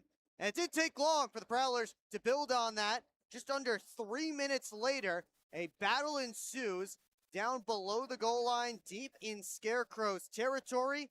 And out comes Vinny DeCumbus, turning the corner and firing it to the top shelf. Sammy Bernard, as we mentioned earlier, screened, and he was unable to see that puck at all. So, great job by DeCumbus. He put the puck on net. Never know what's going to happen. And Vinny DeCumbus picks up his first goal of the year. It was 2-0 at that point, and they need the goaltender to keep it 2-0. Or, pardon me, it was 2-0 at that point. Skip to the third period, and Arttu Heikkilä picking up his own rebound, able to tuck it home, and that was the final blow. And Arttu Heikkilä with his third goal of the year, and it looks like we are all set. Wow, Chris Paulin is nice and early for us, so as soon as we get the Zamboni to move, we will hear from Prowlers associate head coach Chris Paulin. All right, and I am here with associate head coach Chris Paulin. We already spoke with Cooper about that second shutout, but I'd like to hear it from you. How'd that go? Yeah, he played outstanding. Outstanding. Thought he had a great week of practice. You saw it a couple breakdowns, and they got a couple good looks. He just made game-changing saves. So he steadied the storm back there, and he's a leader on the team. He played outstanding. Absolutely. Absolutely agree. Now, I know it was a bit of a fiery game here tonight. What do you do as a coach to get your team back in order and back locked in, ready to go? Yeah, I mean, it's just part of the game, right? There's going to be a lot of physicality. That team prides themselves on their physicality, and that's what they think is a strong suit. So if we can, beat them in that area of the game, there's not much they can hang their hat on. Every time they punched or had chippy play or fell on our goaltender, guys are stepping up. Timmy Organ steps in. Johnny gets 2 bad hits. Timmy Organ steps up. We got guys. Everyone's ready to go for each other. Everyone in our lineup is ready to step up for each other, and that's what really makes the group so special. Absolutely. We already spoke about the chemistry of this team, but what do you look for specifically in your players to make sure that they're doing well? Yeah, I mean, everyone comes to the games tonight, right? But it happens all week in practice. So there's a lot of work behind the scenes in the video sessions. Obviously, the things we're trying to execute in practice, and we're getting there. We got an awful long way to go. I thought the execution was better in a couple areas we've been focusing on. I still think we have another step to take, but I think guys are making good progress. It's a really tight-knit group, and as long as we stay tight-knit and play for each other, that's the most important thing at this stage of the season, really. Definitely. Thank you so much, and congratulations on your win. Thank you. And thank you to Molly Urquhart and Prowlers associate head coach Chris Paulin for that interview. 3 stars of the game tonight. Alex Johnson, the 3rd star. Vinny DeCumbis, the 2nd star. Goal apiece for them. And our 1st star of the game, the Gunther Graphics player of the game, Reed Cooper. 18 stops for his 2nd shutout of the season. He has been locked in the first few weeks this year. He allowed 1 goal on 86 shots in the 2 games first weekend against Danbury, and recovered from a bit of a stumble last Friday night against the Watertown Wolves. And for the 2nd time this year, Reed Cooper, our Gunther Graphics player of the game. Let's take a look at the final stats from this one, as the Prowlers finished 1 for 8 on the power play, but more importantly, they keep the Scarecrows 0 for 7 on the man advantage, shutting them out tonight. First time ever the Scarecrows have been shut out. Prowlers won the shots battle 27-18. Check out those PIMs though. The Scarecrows really adding to that penalty minute total, especially late in that game. The unsportsmanlike conduct penalties from Jacob Gagnon and Quinn O'Reilly after the penalty by Thomas Murphy, the fight between him and Brett Morick. So there were a couple of 10s added onto that. That's the reason for the Scarecrows having 57 minutes of penalties. That's how it all shook out here tonight. Prowlers defeat the Scarecrows by a final score of 3-0. When we come back, we'll take one last look around the FPHL. We'll wrap things up here on the PHP Network. Hello, home.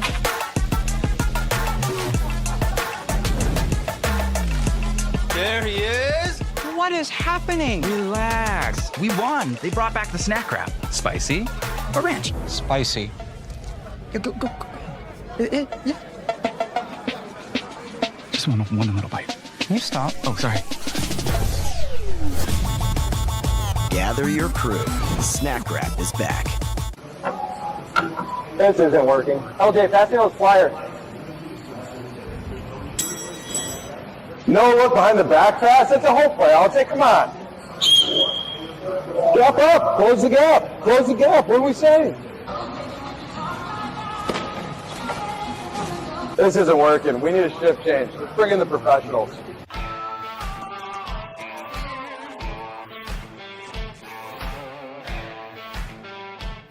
Discover 1195 Gastropub in Marysville. Burgers, pizzas, apps, and pub favorites like filet mignon and grilled salmon. Open Monday to Friday, 4 to 9 p.m., weekends 12 to 9 p.m. Join us for happy hour, Monday to Thursday. Enjoy half-off bottles of wine every Wednesday, and don't miss Thirsty Thursday with $4 draft beers. Great food, cold drinks, good times. That's 1195 Gastro Pub. SMR Automotive Systems is part of the Motherson Group and a proud community sponsor of the Port Huron Prowlers. We are one of the largest manufacturers of rearview mirrors for passenger vehicles in the world, with local plants in Port Huron and Marysville. We strive to support our local communities and have positions available for various abilities and experience. Find out more about who we are at smr-automotive.com.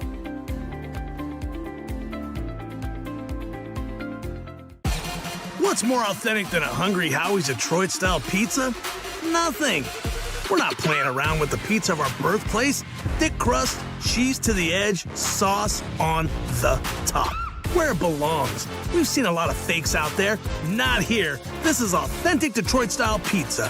Order yours now online for $12.99. We sauce the top and rep for the 313 everywhere. We do bold. Hungry Howie's.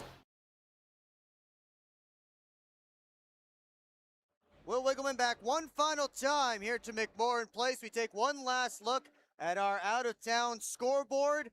And the Athens Rock Lobsters with a comeback effort tonight in PD.